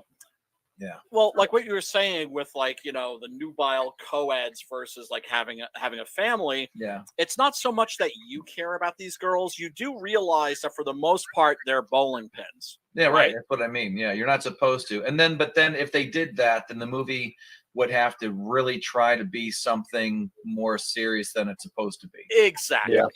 Exactly. And also the fact that they're young women, as a guy, we feel very protective of women in general. Do you know what I'm saying? Maybe when this movie came out, but it's 2022, Brian. Well, that's true. Yeah. But I'm saying like at a deep, like instinctual, primitive Right. Sure. level, right? Yes. And so this guy fucked up and did, you know, and basically failed to save his wife, right? Or got her. He feels guilty. Yeah, good point. Right? Because he failed her, and now he's watching these girls and he feels protective of them, right? Especially, he's like a middle-aged brother, and I know the older that I get, when I see chicks that are like, you know, 18 to 21 or something. Yeah, when like they're that, asking for trouble, and you're like, "Dude, don't do that. Don't say that. Don't go there. You're gonna regret it." Yeah. You can't help but like have like a big brother kind of a. Yeah, that's kind of how feeling. he came off too. It wasn't. I mean, you know that he's not creepy while he's Yeah, it's never staring at come these across chicks. as creepy to Yeah, me. right. Never. Right. Quite the opposite. Yeah, you know what? I halfway through this, I thought, because Lance Henriksen is a bigger, larger billing for the part that he got for how small it was. Right. And this guy, what's his name? Matt McCoy. Matt McCoy. That's the actor's name, right? Yes. I was looking it up because I know I'd seen him in other stuff, and but I thought to myself, would it have increased the creep factor if if Lance Henriksen was the headliner, and this guy here was the hunter, because then it is going more that now you are taking the movie more seriously. Now it's not just a slasher flick. Now you expect a creature feature. You expect more out of it because you've seen Lance Henriksen and other stuff like Pumpkinhead, Aliens.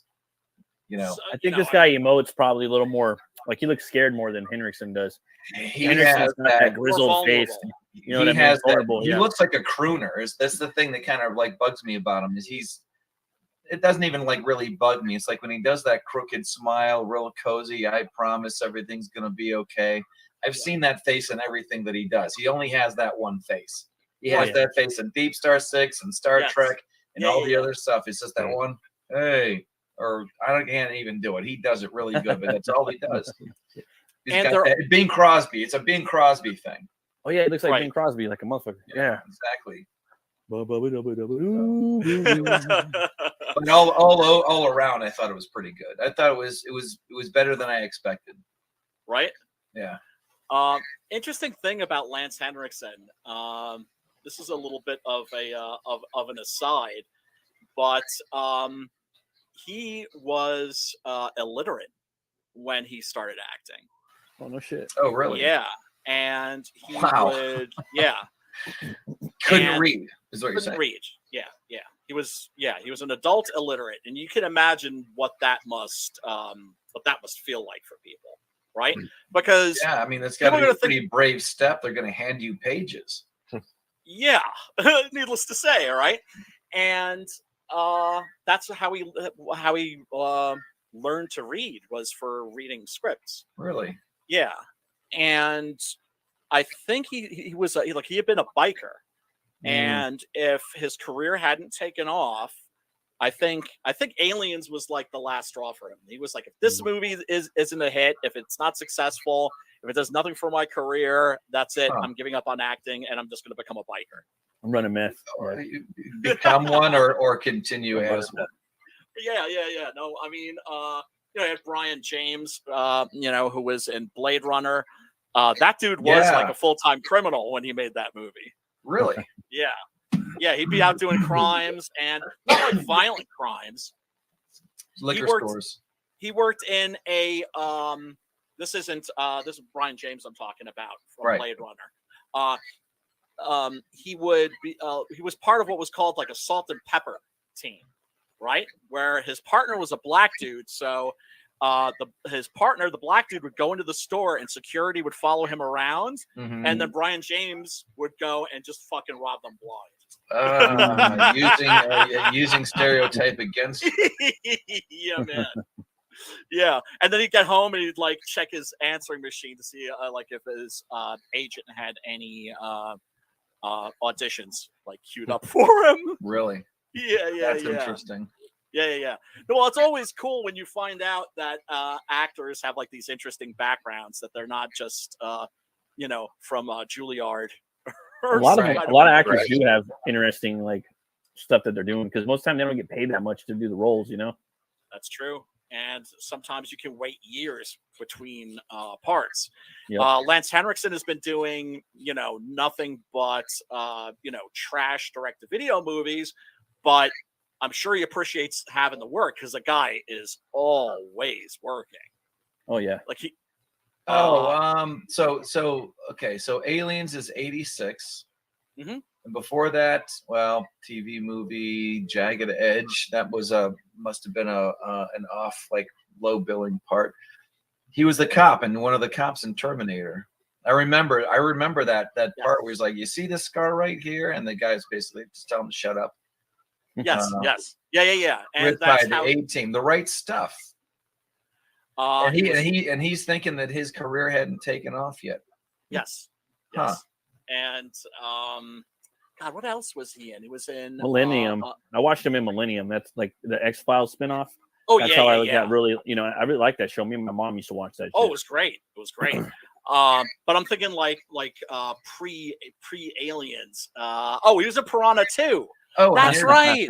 Piranha 2, which was the directorial debut of this little known filmmaker named James Cameron. Yeah. And you know how, what is it with him and water? I think he's a hydrophobe, isn't he? And that's his way of working things out. No, the opposite. He actually like for fun, will go around and do like Jacques Cousteau shit in a submarine. Yeah. I thought it was well, maybe I heard it wrong, but I thought it was like that he had a fear of water, and that this was a way of him working through that, and that's just why it's the Abyss, Titanic, and everything. It's always this water thing. I wonder where I heard that now, because that doesn't make sense.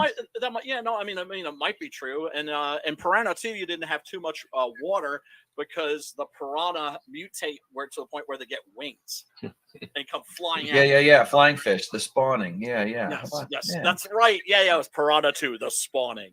Yeah. Well, I'm on this IMDb page. That's why I was like, I remember seeing. Well, you remember seeing Lance Henriksen in stuff before Near Dark. Aliens. Near Dark is. Near Dark is an absolute rare diamond of a vampire movie. That's they were doing that. What if your young kid is a vampire before Anne Rice did it? Yep. I've been waiting for that. I've been waiting to watch that shit, man. I know. I keep waiting for it to pop up on Tubi or. Oh yeah. Well, I mean, Catherine Bigelow, Jim Cameron's wife. Yeah. Right. Yeah, and that's why all those James Cameron actors are in there. She borrowed his old cast. Yeah. Hey, are you using these guys for anything, honey? Well, an interesting thing, and I just discovered this just from making short films back in the day, is when you work with actors that aren't prima donnas, and you work with people that are either really professional or troopers. Right? People that will actually physically suffer, right? For your film, you want to use those people again and again and again and again. And obviously, he made a good impression on James Cameron, and then when he did Piranha 2, and that's why he put him in Terminator, and that's why he put him in Aliens, and then I think Paxton, right? Oh no, Henriksen actually. But I mean, Paxton, he put Paxton in a bunch of movies too. Yeah, sure did. Well, I mean, rightfully so. I mean, Paxton was. You see that, you notice that with a lot of directors, when there's a where there's a synergy, you'll see him appearing in, like, M. Night Shyamalan has a bunch of people that come back and do stuff, like Scorsese, DiCaprio. Yeah, Russell and fucking Trejo. Go back to the well that has the good water in it. Yep, and Johnny Depp and. You know who? I've never understood that chemistry. It's just we're Almost. just gonna go weirder this time. Burton still got him beat though. I think he's got 9 movies or some shit. God damn. Shadowhawk says, I've heard Cemetery Man is good, but I haven't watched it yet. Cemetery Man, also known as De la Morte de la Mort. Dylan Dog. Of Love of Death. It's based on an Italian comic book known as a fumetti called Dylan Dog, which was published here by Dark Horse, and it's completely different. It uses the Dylan Dog comic as a springboard. It's a supernatural detective story, and it's pretty funny because there's zombies in it. And to do research on the zombies, he goes and watches, goes to a movie theater and watches Dawn of the Dead. They made one too with Brandon Routh too, right? Remember that one? Dylan Dog, yeah. And Kurt Angle's in it, and was that Taye any Diggs good? was in it. I don't remember. I remember it was just kind of like popcorn fun, like it was like Van Helsing kind of, but with like a modern movie. Directed by the TMNT director. The CGI movie. Okay. I remember it came out. He always drives a bug. And there's another one too. Was it Jim Butcher, the Dresden Files? He's another supernatural one. And then there was Criminal Macabre from Dark Horse. That's another criminal occult. Yeah. Cemetery Man is not about a supernatural detective. It's about a guy who is the caretaker of a cemetery, which has a very nasty habit of bringing the dead back to life. Sounds like his a job. Nightbreed a little bit. Well, it's just like Pet Cemetery. His job is to basically put them back in their graves. Make sure the dead stay dead. Yes. Pretty cool. And so it's whack-a-mole in the cemetery. yeah. And so it has a lot of like really dark humor, and then it gets really, really dark. And then it has like this funky kind of like Waiting for Godot style ending. It's by Michael Soave, who was a actor in a lot of Italian horror movies and then turned to directing. And this Cemetery Man was his breakout film. And it came out at like the exact same time as Dead Alive, aka Brain Damage, by Peter Jackson. And so Peter Jackson, of course, blew up, and Suave would have blown up too, but his wife got sick with cancer. Oh man! And so he was just like, well, you know, fuck making movies. I'm taking care of my woman. Yeah, Peter Jackson, the master of the low angle, the low angle wide close up. Yes, yeah, which you see a lot of in his first movie, Bad Taste. Yeah, that was. And Meet the Feebles. Meet the Feebles. If you haven't, oh God, Meet the Feebles. For those of you who haven't seen that, that's the Muppet Show on the brown acid from Woodstock, basically. It's fucking amazing. I'm gonna look for that now. But yeah, Cemetery Man, absolutely check that out, and you can watch the version that's called Cemetery Man, or the version that's called Delamore. It's the same movie, so you know it's not like one of them is edited. But yeah, that's a really, really good one. So let's wrap it up on Abominable, folks. Go check that out, and let's go take another look at Tanner's campaign here. See if any of the good souls here have backed it. Now let me find that link. Oh yeah, all right. Excuse me, I got the phlegmies. That's all right, brother. You don't have to apologize for that.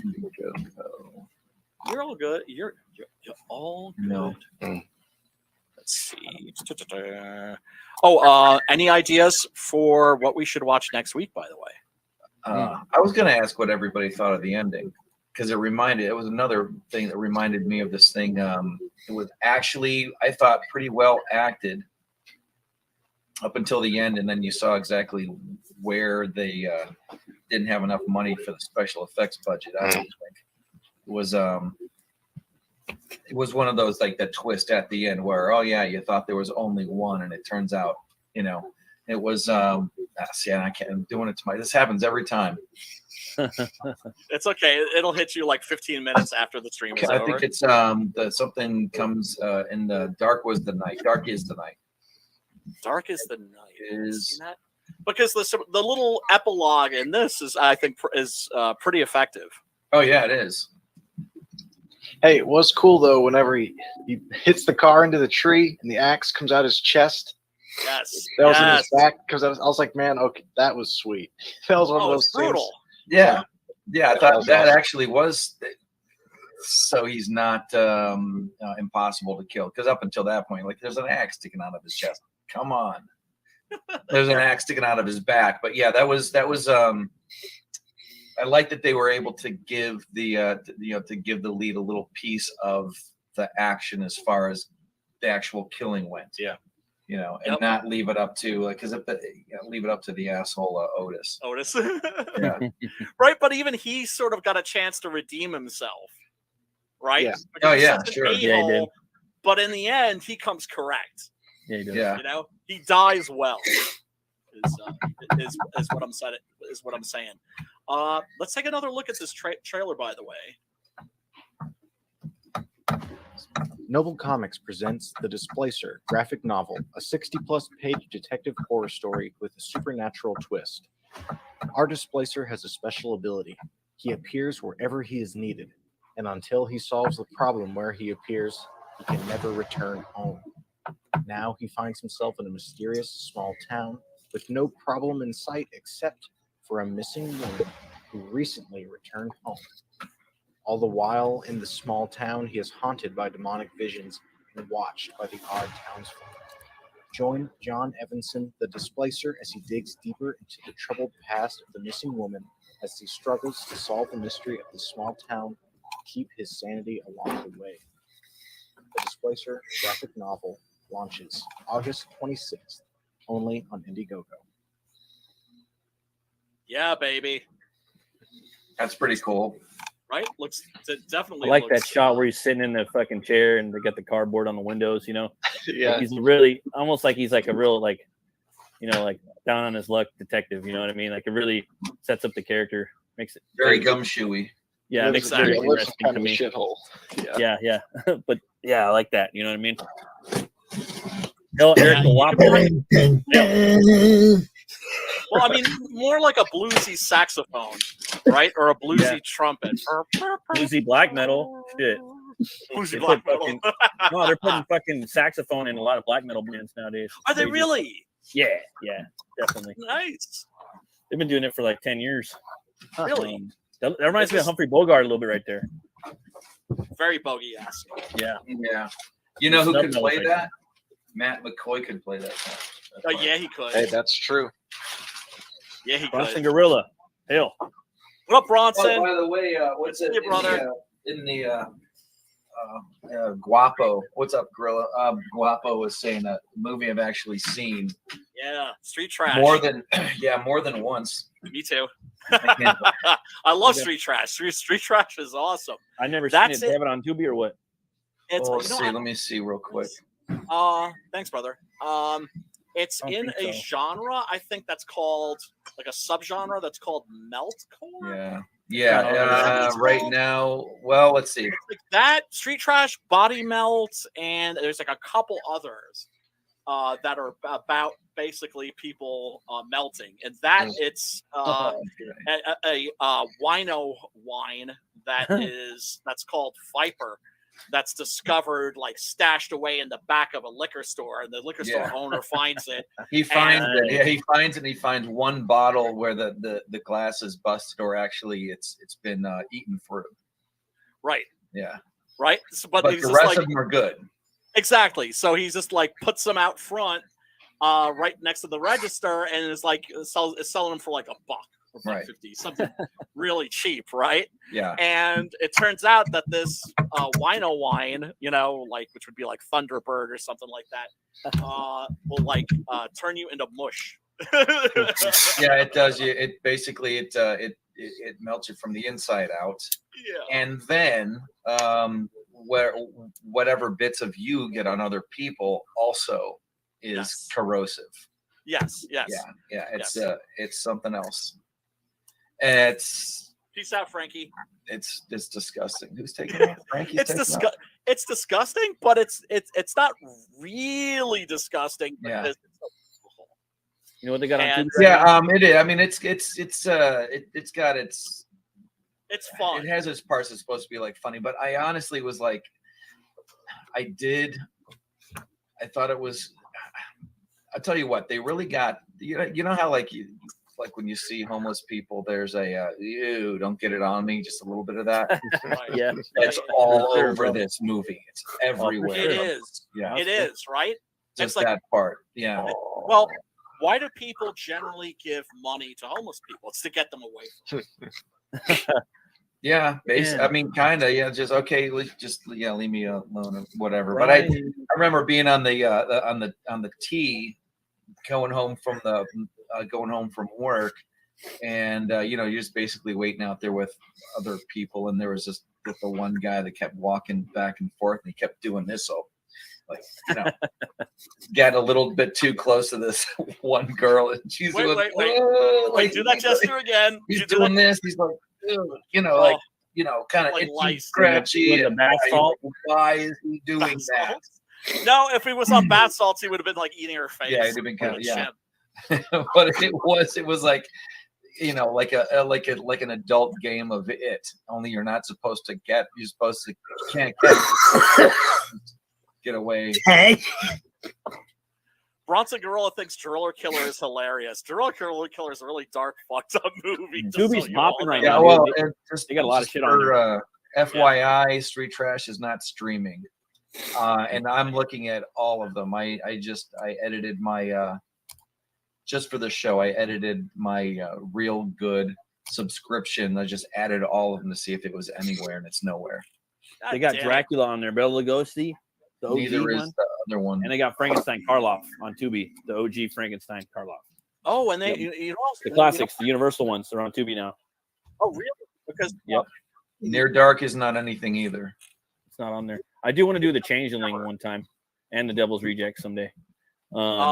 Son of Dracula was like the only one that I like a Universal monster movie that I saw on there, and that's very good. That's very good. I do. Actually both of the Dracula sequels, the Universal Dracula sequels, Dracula's Daughter and Son of Dracula, are better than Dracula. The Changeling with George C. Scott. Yeah, that movie's pretty good.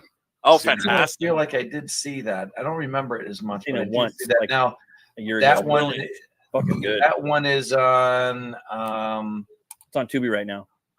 Also, Midnight Meat Train is on Tubi. Tubi. I'd like to do Midnight that. Meat Train's good. Did you really like that? That's the one with Oh yeah. Yeah, I love that movie. Very pleasant surprise because I didn't want to watch it. Either. Yeah, I didn't want to watch it because it had fucking what's his face? What am I blanking on his name? Let's see who's in this. Who's Bradley Cooper, Vinny Bradley Jones. Cooper. Yeah. Right, and that because he drives me crazy with that cheese-eating grin of his. He's always like, it's like I want to strangle him, right? Right. Or better yet, just like put my thumbs on his eyes and just start pressing and keep pressing This until is he stops screaming. Let's see. Oh, The Keep. The Keep. I want to see that shit, dude. The Michael Keep. Mann. Fuck, I want to watch that. Another one. Midnight Meat Train is on Tubi, Hoopla, Pluto. That's an Voodoo. excellent movie. I thought. What's up, Eric? Yeah, I don't know. It was a little. That's Michael Mann too. Yeah, dude. Ian McKellen. Fucking who else? Is it Gabriel Byrne that's in there Jürgen too? Prochnow and Dude, I want to watch that. yes, and Gabriel Byrne. You got fucking Apocalypse in there. Einsatzgruppenführer. The Keep is on Pluto. Robin Sir's in that motherfucker with a bunch of Nazis. Here's the thing about The Keep, okay? I saw that when it first came out. Yeah. And it was one of those movies where you're like, this is awesome, this is awesome, this is awesome. And then you were like, what the fuck? Like, it was one of those movies that was obviously a victim of post-production, bad editing fuckery. Yeah, Nightbreed was one of those movies like that, where you feel like maybe that's the best way to describe Dark Was the Night. Well, I mean, a lot of movies are saved and destroyed in the editing room. And The Witch is on there. Oh, by Eggers, right? Sorry, didn't mean to cut you off. I just no, not at all, dude. Witch? You mean Witch? The one from like Eggers, the Northman director. Yeah. Yeah, that one freaked me out. That's a good one too. Like we should do all these movies. Yeah, we should. Dude, what do you guys think of the A24 horror movies? They're pretty good. Oh, they're fantastic. I haven't been disappointed yet. No, Yeah, they're pretty solid. they're all great. They have like a standard sort of. Yeah, that right now, they've taken horror movies in the direction I think that they should be going in, which is surrealism. Yeah, that's what I like. But I'll say I like everyone that I've seen so far. I've liked except for The Witch. The Witch was a huge. The Witch, or really, the one that we're talking about. Yeah, the one with Anya Taylor-Joy. Yeah, 2016. Yeah. It was not a fan. Did not like it. Really, was it like the pacing, or it felt like, well, one thing. At like the 3/4 point of the movie, I wanted to see how much time I had left. So I was like, okay, when does the movie start? And then it was like, oh, it's ending. I'm in the final act. Yes. And then the slow burn. Ending. It is a slow burn, but the very ending, right, where she's talking to the goat. I thought a perfect end of that movie is she's talking to the goat. She's asking, hey, if you're real, let's make a deal, whatever she's saying. And then it cut right there, and you don't know if there really was. If it was really Satan or not. But then the ending where the goat talks back and takes her into the forest, I was like, okay, fine, I guess.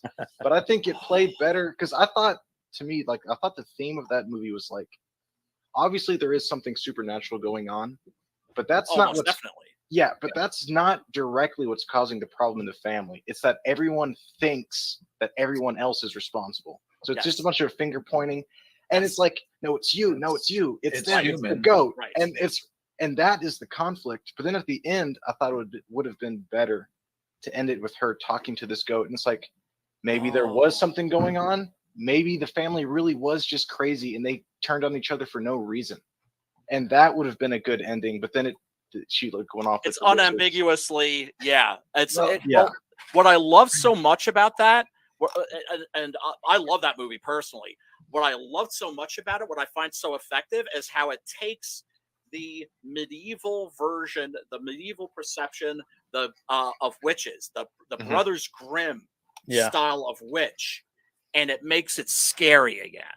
Yeah. Well, yeah, And that was also the genius of The Keep, the original novel by F. Paul Wilson.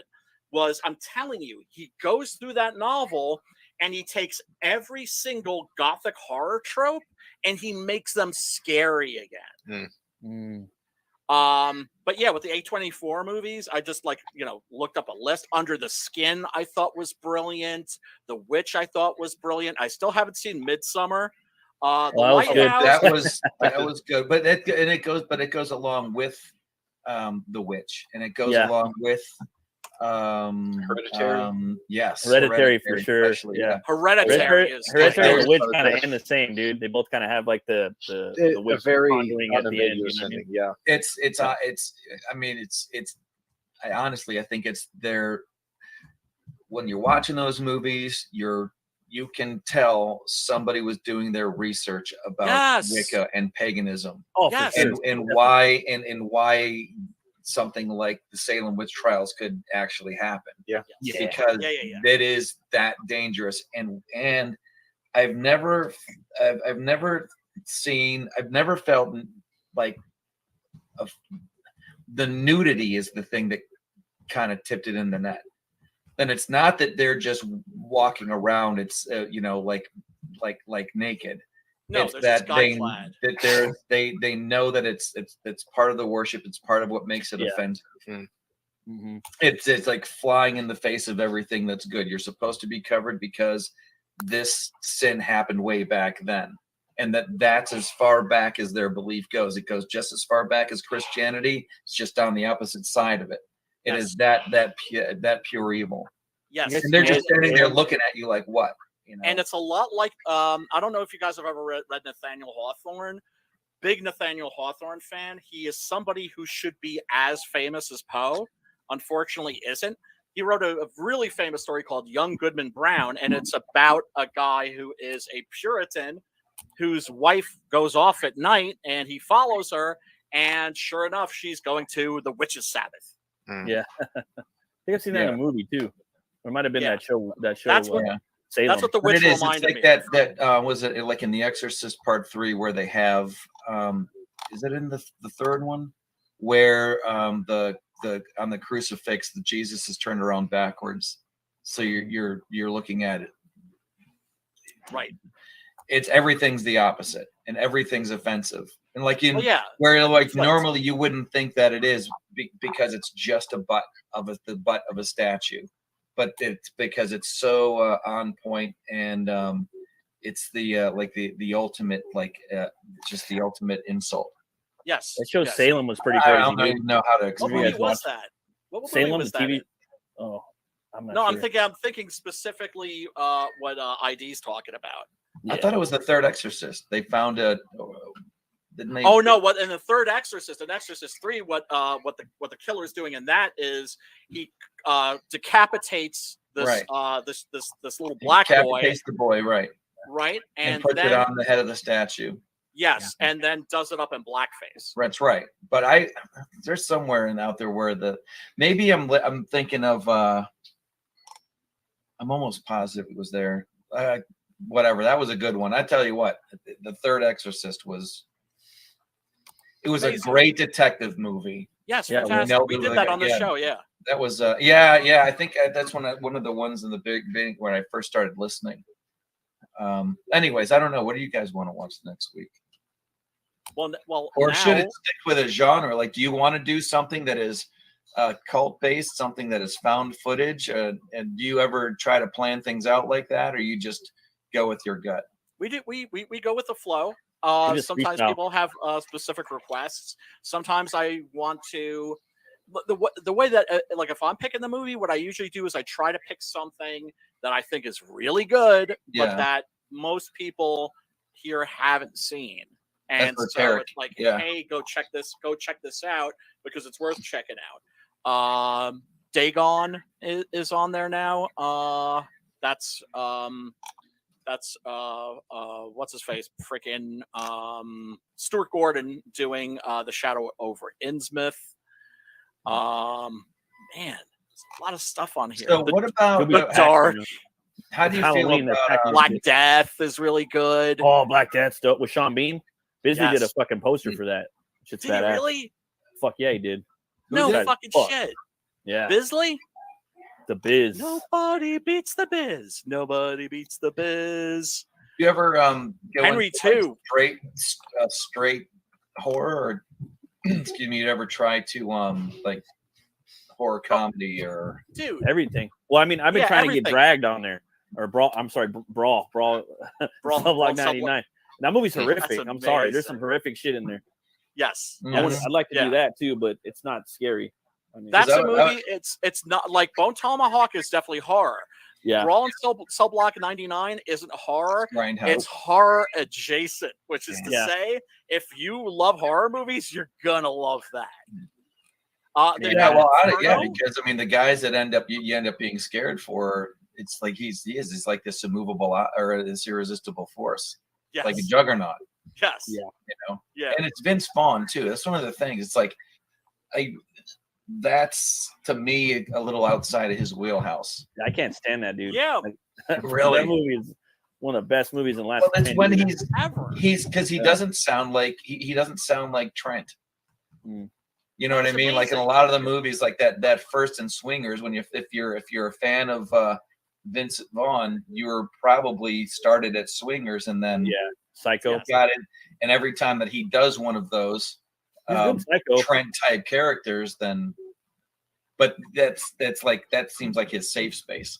I like when he goes outside of that. I didn't think The Cell was any better or any worse because he was in it. Oh no. You know, that could have been scary anybody. Norman Bates though. Big ass fucking Norman Bates, big tall motherfucking Norman Bates with long white hair running after you in the hallway. That a fucking overhead shot with long white hair. That shit's fucking terrifying. And the whole movie, I think that's the scariest shot when he's running like the God view, looking down with his white long hair, like just lumbering about. You know what I mean?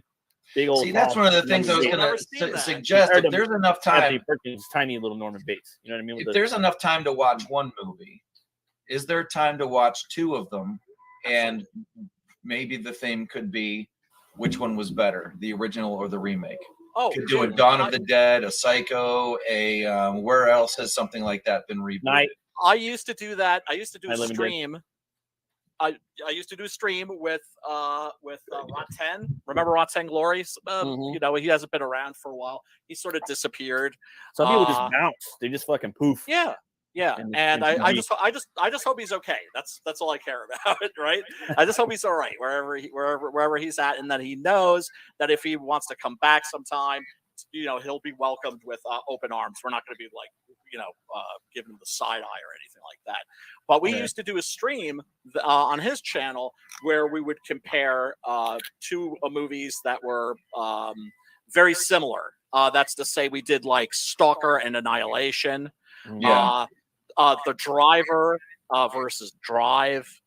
Okay. Yeah. See, because like before, you had one of those chats up earlier when I was watching, but I was in the car. That guy who was the lead, Matt McCoy, he was. I remember really liking the movie poster for Deep Star 6. I got the movie poster for Deep Star Right, 6 and right in the there, movie, actually. And then because you know it's like one of those it's one of those real like deep water diving suits. It's got all like the circular elbows and spherical parts. That he was the guy in that suit whenever it got torn in half. Right. In that movie. And then Leviathan came out is the same year, like 1989. And it seems like that happens. You don't just get a tombstone. You get a tombstone and a Wyatt Earp. Yes. You don't just get, so like a comparison like that like you mean like, you know, Friday the 13th versus Halloween. The That's the whole, strangest that I've ever seen. Gimmick. I'm sorry. Go ahead, Matt.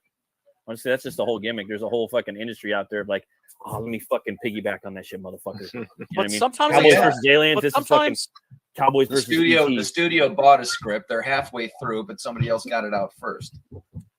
That happens, but there's also parallel development. The oddest case that I can think of was there were two movies. This is like back in the 60s. There were two movies released at the exact same time, both of which were based on the Oscar Wilde trial, and both of them were based on the court transcripts from the Oscar Wilde trial. And both of those movies were very good. And, you know, but I mean, it's like, what, you know, what are the odds? What, you know, what are the odds of 2 6-gun gorillas coming out? Yeah, you've never been through that before.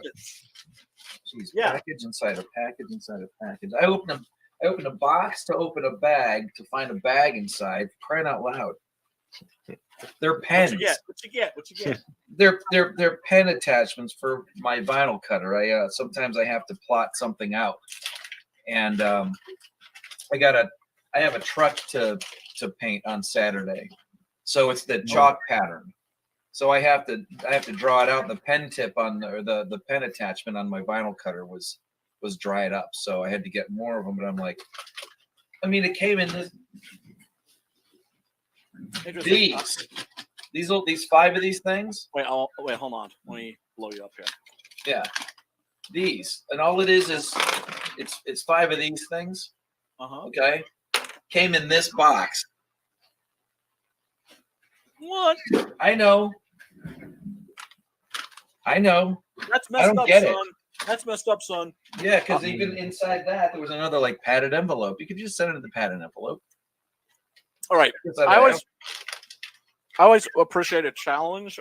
Eric the Guapo was throwing his gauntlet down. He's like, there was a South Korean horror movie I watched that seemed like it was inspired by Dark Souls. It had a red eye orb that would summon demons. It was a good movie.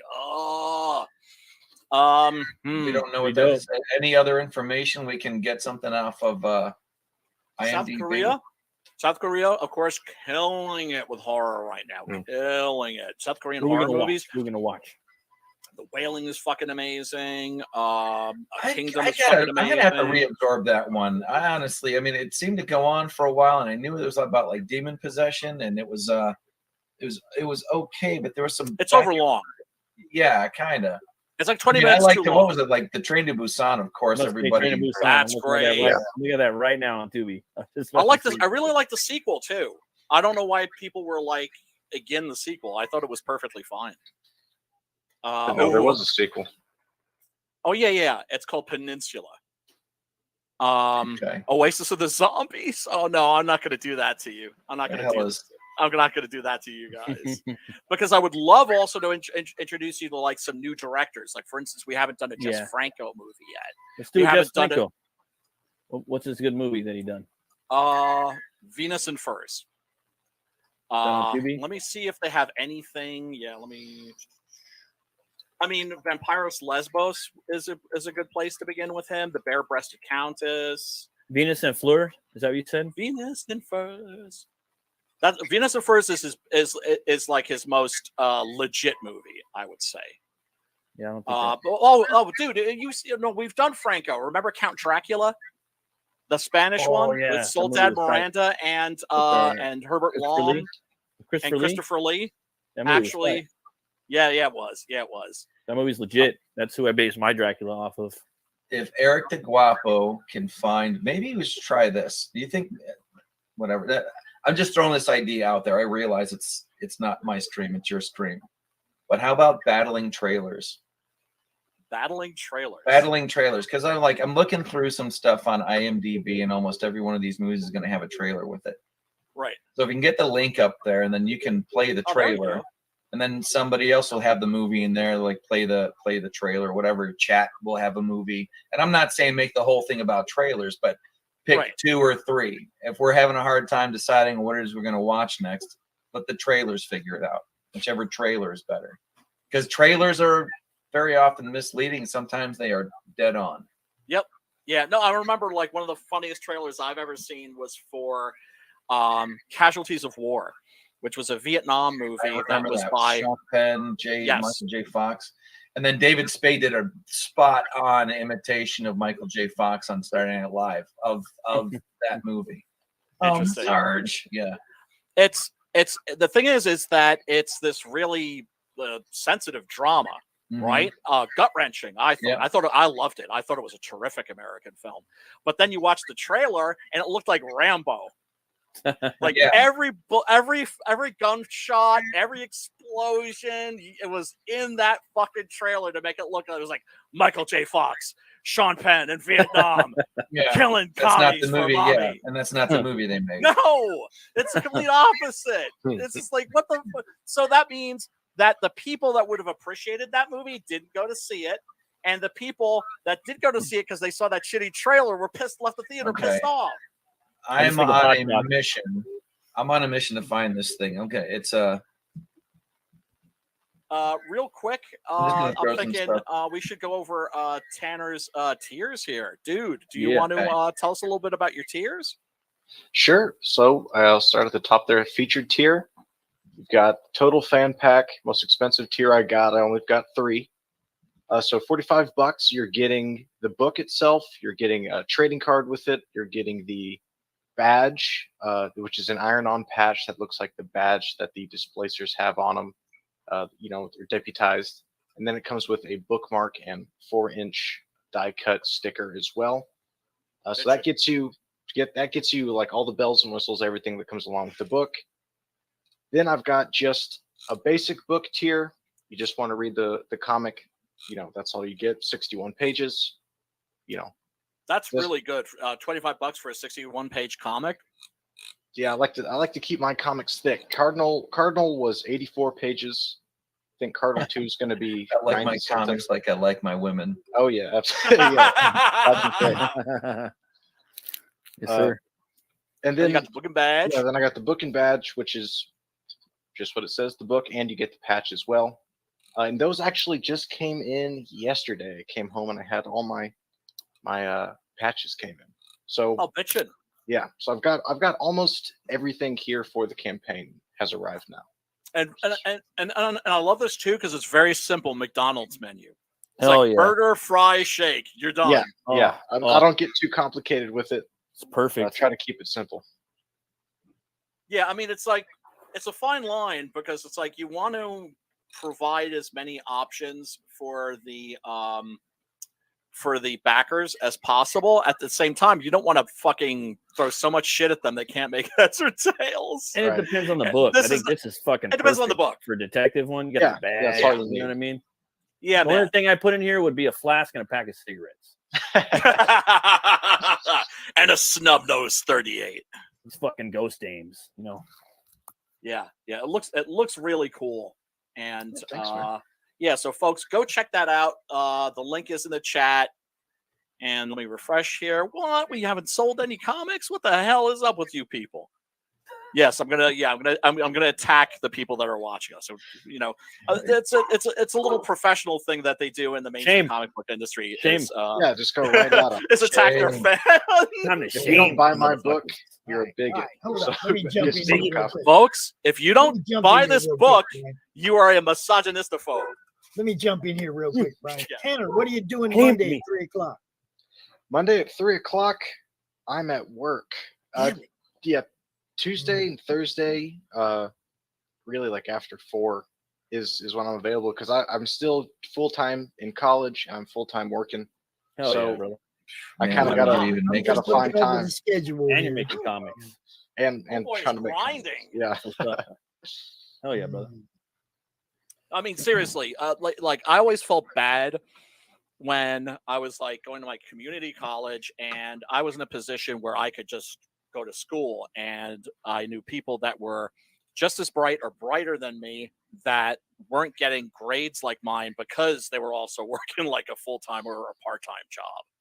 But look, Tanner, I got a whole bunch of different shows. Just get with me. Yeah, I'll hit you later up. on. We'll arrange something, even if I got to do a special edition for you. I do that too, bro. I appreciate that. So, we'll definitely get you funded. We will get you funded. Oh yeah. Sure. That's awesome. Yep. Thank you guys. You should already be got it. funded. Everybody. I know. Let's go. I know. We know that. We know that. That's self-evident, Pops. You don't have We'll get to overstate the obvious. But Eric the Guapo says the movie is called The Eighth Night. I will definitely be trying to take another look at it. Cadence, I haven't seen. Bronson says Casualties of War is a forgotten gem. Totally agree with that. I think it's a great American movie. The Eighth Night. Give me some Google Jiu-Jitsu to find the name. Yeah, thanks, Eric. We appreciate that. Wait. I'm probably spelling night with a K, and I shouldn't be. There it is. Can they get 2021? That's okay. I mean, yeah, it's real new. All right. Well, we'll figure something out. So, folks, you can always hit us up. Everybody in the DM group, of course. If y'all got any ideas for movies, we do requests. Oh, actually, you know what we should do next week? Let me see if I can get Peter Gilmore on, and then we can do Hands of the Ripper. Okay. Which is a Hammer movie that is very obscure for a Hammer movie, and I think is an exceptional horror film. Hit them up. And is one of those movies that, and then of course our boy Clint Stoker. We got to see if we got to have like a Dracula movie for Homeboy. Got to get some good Drac in there. I mean, they got classic Drac in there. The Bella one, the OG Drac one on Tubi right now. I wouldn't do that to our audience. I wouldn't send them to watch. I'm busting balls, of course, but I mean, do you like the original Dracula? Because I know some people really do. Like it? Do I like it? No, Yeah. I don't like it. It's shit. It's boring. It's boring, It's boring as fuck. I don't like the design of the character. It has nothing Everything's to do terrible. with the fucking novel. Yes. But I It's mean, based on the just neat. stage play, not the novel. Sorry, but I mean, we can still dissect it. But I mean, it's a classic. Oh sure. I know. And they got Frankenstein on there now. Frankenstein, Boris Karloff. I love that movie. I love the design. I like the design of the monster more in the a little bit more in the comic or in the book, Mary Shelley's novel, but it's on par with it. You know what I mean? The blockhead, Do the they? fucking bolts, and the clamps on the forehead. Yeah. Well, that was James Whale's idea. Genius. And the idea being that Frankenstein is like a scientist. He's not a surgeon. So, he very crudely just sort of like opens the skull and like throws the brain in and then just like puts it back down and just clamps it. Yeah. Like 10 beef. He said. Spam some fucking spam brain real quick. Yeah, man. Do they have Bride of Frankenstein on there? Bride of Frankenstein's dope. I don't know. When I was a kid, I was always gravitated to favorite Frankenstein and Batman and fucking and the Wolfman. I want Dracula. No, I like Dracula too a lot, but Abbott and Costello was the ones I watched the most. Abbott and Costello beat Frankenstein. That's always on heavy That's what I always watched. I fucking love that. Let me jump in and tell Tanner a little good news. Nita over there at Raging Productions, she just added your trailer to her, or you just added your campaign to her channel crawl, to her Indie Rush promotion stream that she does every week. So nice. We're gonna get you seen, bro. Well we're done. gonna get you out there just That's like that. That's what we're about. Awesome. Thank you. And that's what Pops is all about. Networking is what this is all about. If we don't all boost each other, none of us. Nobody's on an island. Nobody ain't no Eric Julys in normal life. Not only that, it's like you got to work really, really hard to build that kind of a fucking following. People disappear and you don't see them. You got your Rots and your fucking. I could start naming people that are making books that are no longer they're no longer around anymore. You know what I mean? Yeah. This medium needs us to sustain it. You know what I mean? Yeah, it does. Yeah, it does. It's a fact. It reminds me of the punk rock scene in the 80s. It reminds me of the alternative rock scene in the 90s, which is to say that when the stuff that's up top is shit, it's the stuff that's in the underground, right? Yeah. Where like the water always runs the currents run the strongest. Most definitely, fuck yeah. Right? And do you think anybody's I'm not saying that our stuff is going to be remembered, but do you think anybody's going to be reading the shit that they're putting out there now in 5, 10, 15 years from now? Dude. Yeah, they're not reading it now. Yeah, they're not reading it now. Nobody wants that shit. Oh my God. Somebody on the Twitter posted a page from I think the new Tim Drake comic. Yeah, I saw that. Oh my gosh. Ethan was reading it last night. It was fucking sad. And I think the artist, from my understanding, he was a pretty dope ass artist. Like he's got his own style. Yeah. He did like a Rasputin book that I got. He did fucking Batman Shadow book I got. But it looks like was shitty horrible. Tumblr art. What the So fuck the happened? guy is deliberately Yeah. he's deliberately making shit art He's had some dope art too. just and to it's like- work. yeah, he's trying to probably eat some bread or some. Pay some He's bills. downgrading. Yeah, He's not leveling up, because that's what one of the things I love about the scene is watching. Is he people trying to level underbid up. people for jobs or what? Yeah, And he's I one of think those artists where leveling he's got a down. style where you can see his art. Oh, that's that Rossmore dude. You know what I mean? Like some people have style. Oh, there's a Trad Moore. Like there's only a couple that are in the industry where they kind of stick out a bit. You know what I mean? He was one of those. cats. Marvel had a house style, right? Mm-hmm. And the house style was John Buscema, right? Yeah, in the dude, 70s, big John. right? Yeah, fucking Conan, dude. Right? DC, if they had a house style, it was, correct me if you disagree, Neil Adams. Yeah. Right? Yeah. The house style for Marvel and DC right now, Tumblr. That's fucking weird. We're thinking on the same thing, Brian. We Dude, didn't correct that, it's huh? just obvious. It's right there. It's right in front of your fucking Tumblr. when I saw that page get posted, I was just scrolling past it, right? And I scrolled past the page, and I was like, what's wrong with that? Two lesbians having a dinner or whatever. It's like, that's what's wrong with that. But then I saw Vonster. He was like, I can't believe that this is Tim Drake and his boyfriend. I was like, wait, because I didn't read the dialogue. Oh, yeah. I was like, wait, these are not women. I thought it was That's what I two thought, chicks. too. That's what I was thought like, too. Yeah, I was like, dang, that is sad. That's You crazy. know, sad too, man. Like I designed, like I'm not a writer, but I could come up with a story, and I fucking did a whole Batman story like 10 years ago. I redesigned every character in the Bat family, and Tim Drake was a badass motherfucker in there. You know what I mean? I love Tim Drake. As Red Robin. Yeah. You know, and I'm just like, dude, that could totally never the fuck happen again. Never. Man, I got a stack of fucking Tim Drake first time he wore the Robin costume. Yeah. I got a stack of Batman 442s, man. They were shit now because they did. To me, he is Robin. Like to me, he's a badass. He Just was like always my favorite Robin. to me, he's a Robin. Like he's Robin. Like to me, like Dick Grayson, he ain't Robin. He's Nightwing. You know. He's Nightwing. Well, yeah, it was and allowed Tim Drake is Robin. And grew up. fucking Right. Damien's the son. He's a badass motherfucking ninja son. Yeah. He's just beyond Robin, dude. He's his own entity that's Yeah. gonna be Batman one yeah. day. He's gonna be the Yeah. Uber Batman. To me, Yeah, that's the way he's Damian I've always Wayne. seen it. Yeah. Yeah, And he's my Damian Damian Wayne. Wayne had a big Now- fucking head. He was a little kid with his fucking armor on. He was a crazy little motherfucker. Like Fantastic. that's the way. Oh man. But, I mean, that- you know, that's Grant Morrison. There ain't Grant gonna be Morrison's a no fucking Uber genius. Batman, guys. They're gonna destroy that image. I just want you to know that. Oh, of course. Yeah, I it's hard, said it. man. That's Look, the mission. I That's the said mission. it I'm still the day buying they the fucking say- toys too for my son, you know, and I'm just I like, said it the day they fucking said sucks, that you know? Tim Drake was bisexual. I said, Batman's next. You watch. They're going to do it. They're going to do it.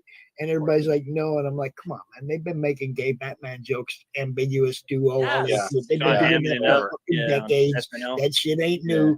Batman and his little boy wonder. They have those to do jokes that. Been Yeah, around working it up, forever. yeah. They have to do that because it's the only way that you're going to be able to get and even if it doesn't happen, point at the publication, see how many thousands of them are being printed and saying, see, map is normal.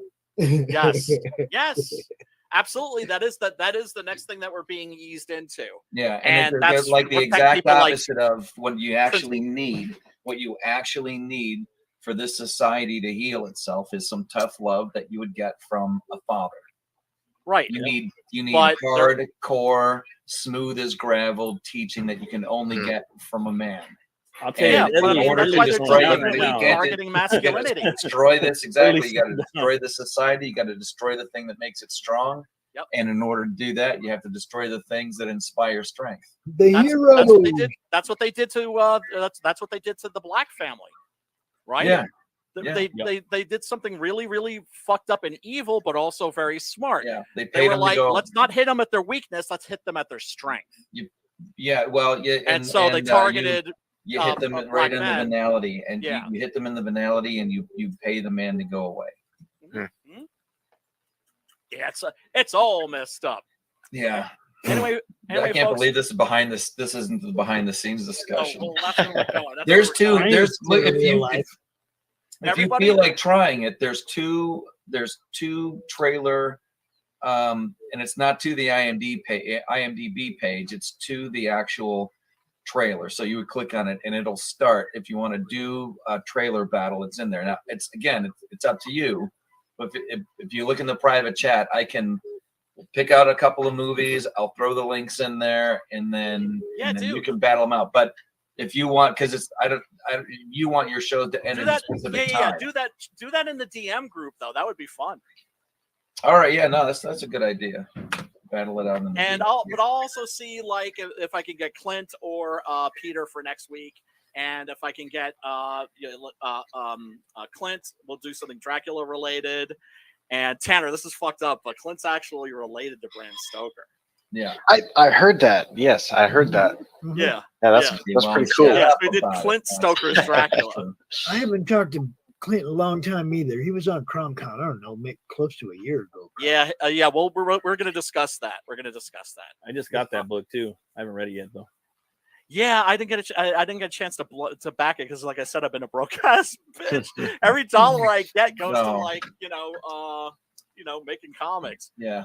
It's not fun for somebody who's trying to pitch their book to hear that, but I'm dealing with the same thing. I've got like an unexpected house expense that's going to literally, like, if for somebody who, if you made $12,500 for like 1 year, okay,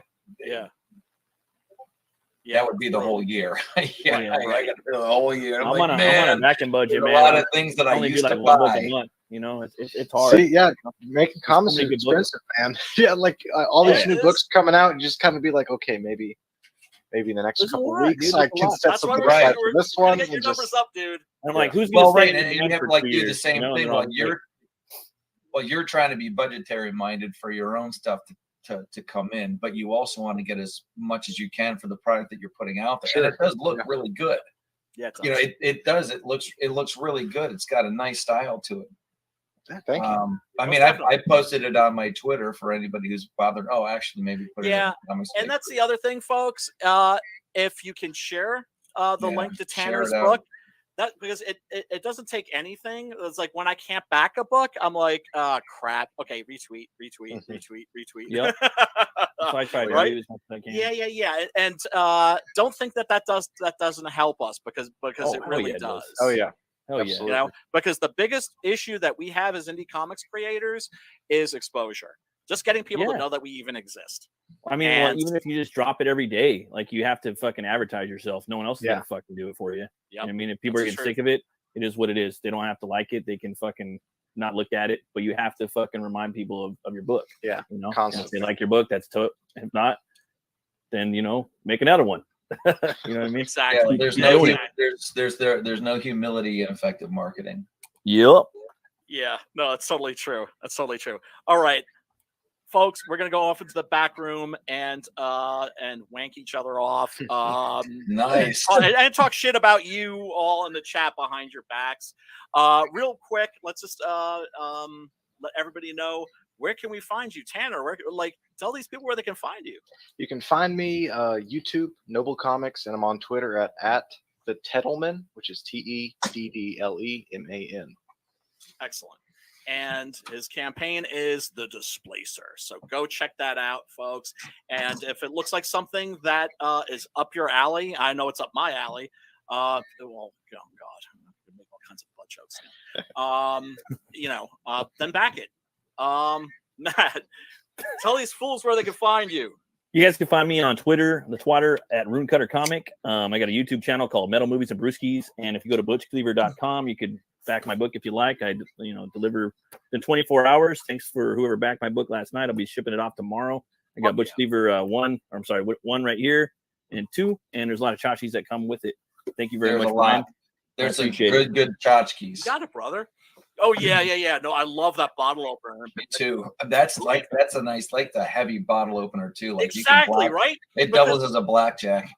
That's exactly what I was saying. Like you could put that shit in a sock, like an old sweat sock, and just bang. Homie, don't play that.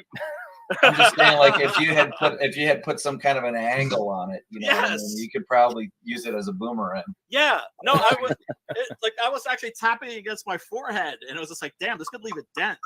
Yep. So, Pops, you're up, brother. Where can these folks find you? And the madness. They're there on Twitter, Comic Talk with Pops Van Zant on YouTube, and the Comic Related Madness on Facebook. You like horror games? Slaughterville. Slaughterville. Yeah. My Laughing Rogue Comics. You like heavy metal games? Gods of Metal. Metal. Hater. Hell yeah. Awesome. Hell yeah. Really good. Thanks, Pops. And ID, where can these folks find you? Let's see. It's either going to be ID Crisis Design, or Identity Crisis Design, and it's all over the place on Twitter, Instagram, Tumblr, Minds, MeWe, Gab, Locals, Tumblr. So you've got all the bases I mean, covered my website too. idcrisisdesign.com is the website. And yeah, I am working on that. I was poring over this replacement panel on one of my pages yesterday, and I think I finally got things set. I'm just like anxious for my my writer to get back to me with edits and ideas and stuff. Okay. Yeah. All right. Well, dude, we look forward to seeing it, and we look forward to promoting it. Yeah, me too. Can I throw one more thing in here real quick? No. Yeah, of course, dude. We're adding 4 more shows next week to the network, which will put us over 20. If you got a show and you want to bring it to the Madness Comic Network, hit me up. We will put your show on the network. Yep. Hell yeah. Pops will, like that. Pops will hook you up because that's Pops is always well, ready and able. Yes. That's what's up. Tireless. Exactly what you want to hear from your others. 20-something weekly shows, man. 20-something weekly shows. It's starting to blow up. I can't wait until you take the madness on the road in that RV. Oh yeah, that's a recipe for fucking disaster right there. Right there, We dude. got news on that, dude. Black Panther 2. Yes. Red carpet premiere for some of the smaller actors in Augusta, Georgia on November 10th. They asked me to come cover it. That's right. Nice. So that's where we're going in the Nice. RV, bro. Who's Black Panther in there? We're going to Augusta, Georgia. You know. Yeah, yeah.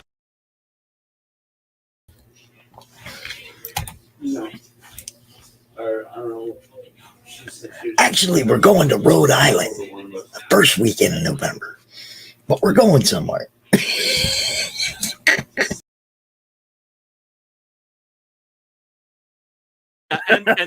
And you just have to bite your hands to bite your The tongue. leg, I say the arm and the arm and the leg looks a little. Event, I know, it's awesome, dude. A It's red awesome. carpet event. I get to That's go cool. cover a red carpet. That's sweet. I know. I'm just imagining that RV just like weaving all over the road, all this weed smoke pouring out the windows. Crazy shit fucking going down in that fucking thing, man. No, God, Bronson's that's gonna taking reek off like too. All right. Peace Really, out. It's going to be worthy of any What's rock up, and Say roll goodbye to us for taking off. promise. All right. And folks, you can find me on the Twatter at Brian Christgau, and also you can find my campaign Zoop. on the Zoops. Zoop. Go to Zoop, everybody. Back 6 Gun Gorilla Omnibus. It's going to be all the 6 Gun Gorilla books in the one fucking omnibus. Do it now. Zoop. It's a crowdfunding campaign website only for comic books. You guys got to go there and back 6 Gun Gorilla. Get it now. Do it now. Thanks, Brian. Brian's the No, first I, guy in did not, comics to be doing it. I didn't Get in there catch that fucking do it. before. You're saying Zoop is exclusively Exclusively Comic for comic books. Yes. no kidding. Yeah. So I'm the canary in the coal mine.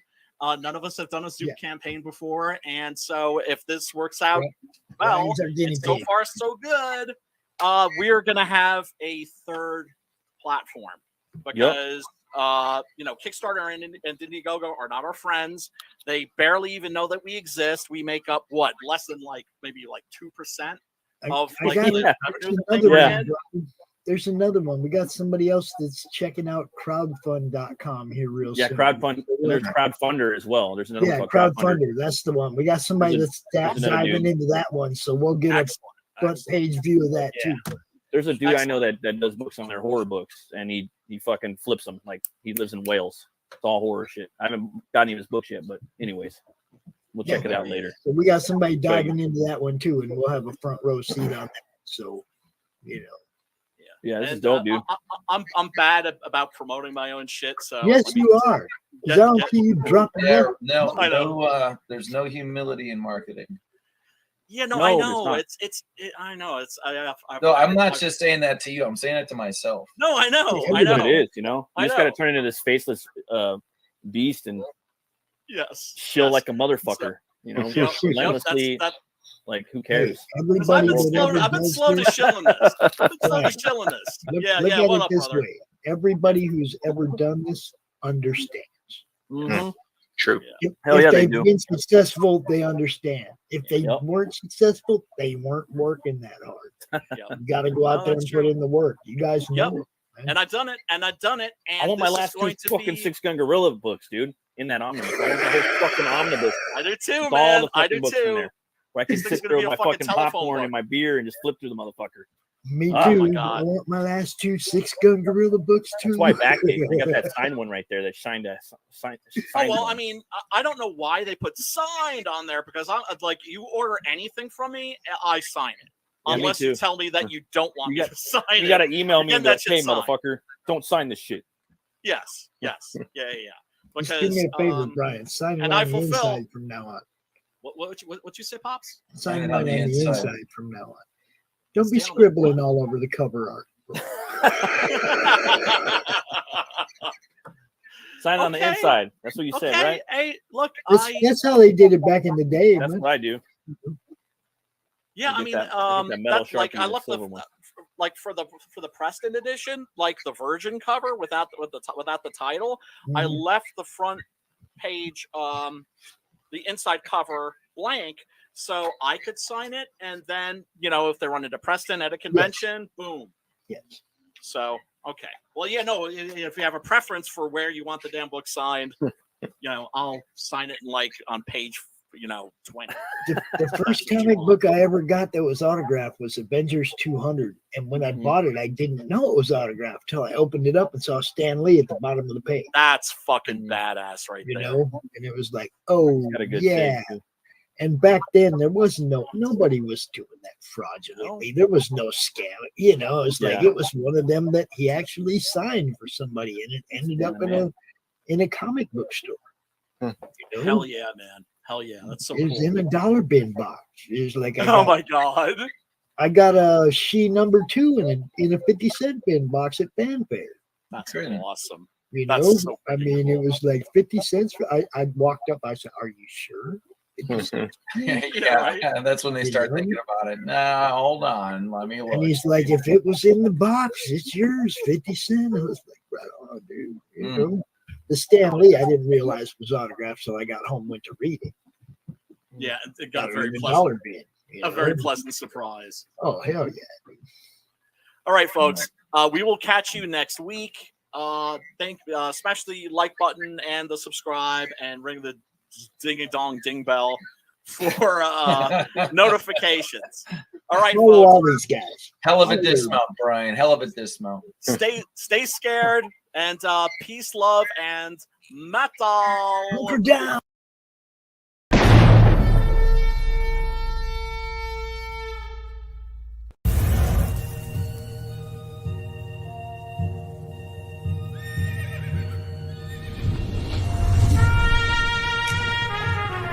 We've all heard the stories. We've all heard the legends. Wyatt Earp, Doc Holliday, Billy the Kid. But there's a secret history to the Old West. One that seems too strange to be true, but, well, we all know what they say about the truth.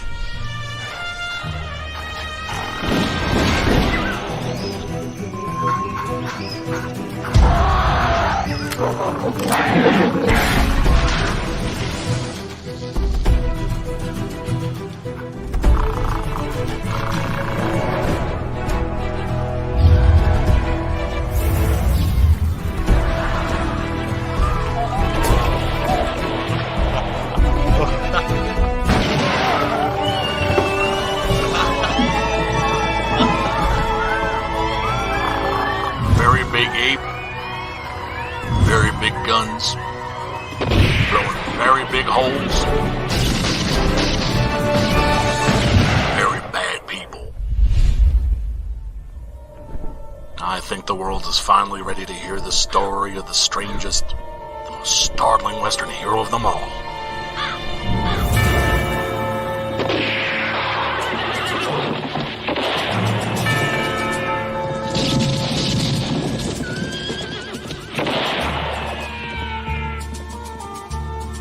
Six-gun gorilla, long days of vengeance.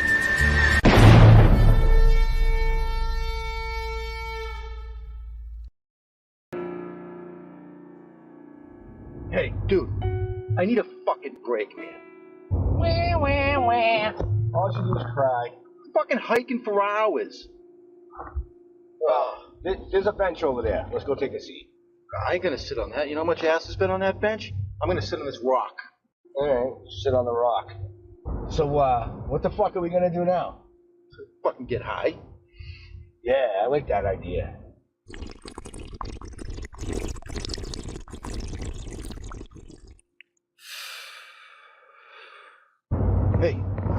Hey, look over there behind those trees. What the fuck is that? Isn't that fucking ugly zombie that you fucking got stoned? He stole our weed? Let's go get him. Hey, man, watch out for the one on the fence. Fuck! Jesus, they're everywhere. Piper! Where is she when you need her? She's probably pissing behind a fucking tree. Oh, piss off, dude. Take that, ants. I'll piss all over your home. All right, so I'm high.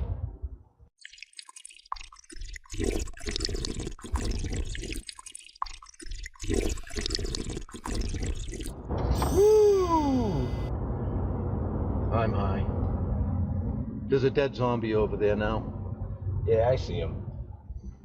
Well, I guess. You ready to start hiking again? Not really. Where the fuck are we going? That way. That way. That way. All right. Bye, Bob! Did you girls miss me?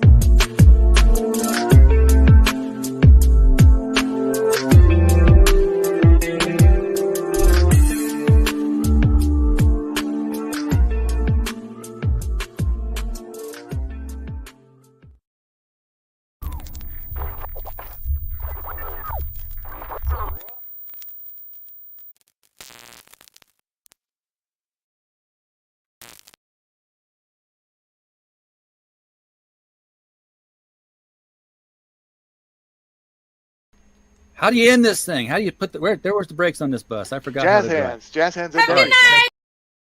Comic Books for Kids provides comic books to kids in hospitals and cancer centers across the U.S. It's a place where we can all work together to make sure every child has a comic book. 100% of all proceeds go towards the kids. It's about making a difference, and while they're in the hospital, allowing them to fly like a superhero, battle dragons, or rescue teddy bears. We are in every state in the country and now support over 160 hospitals. Every month, we add more. Visit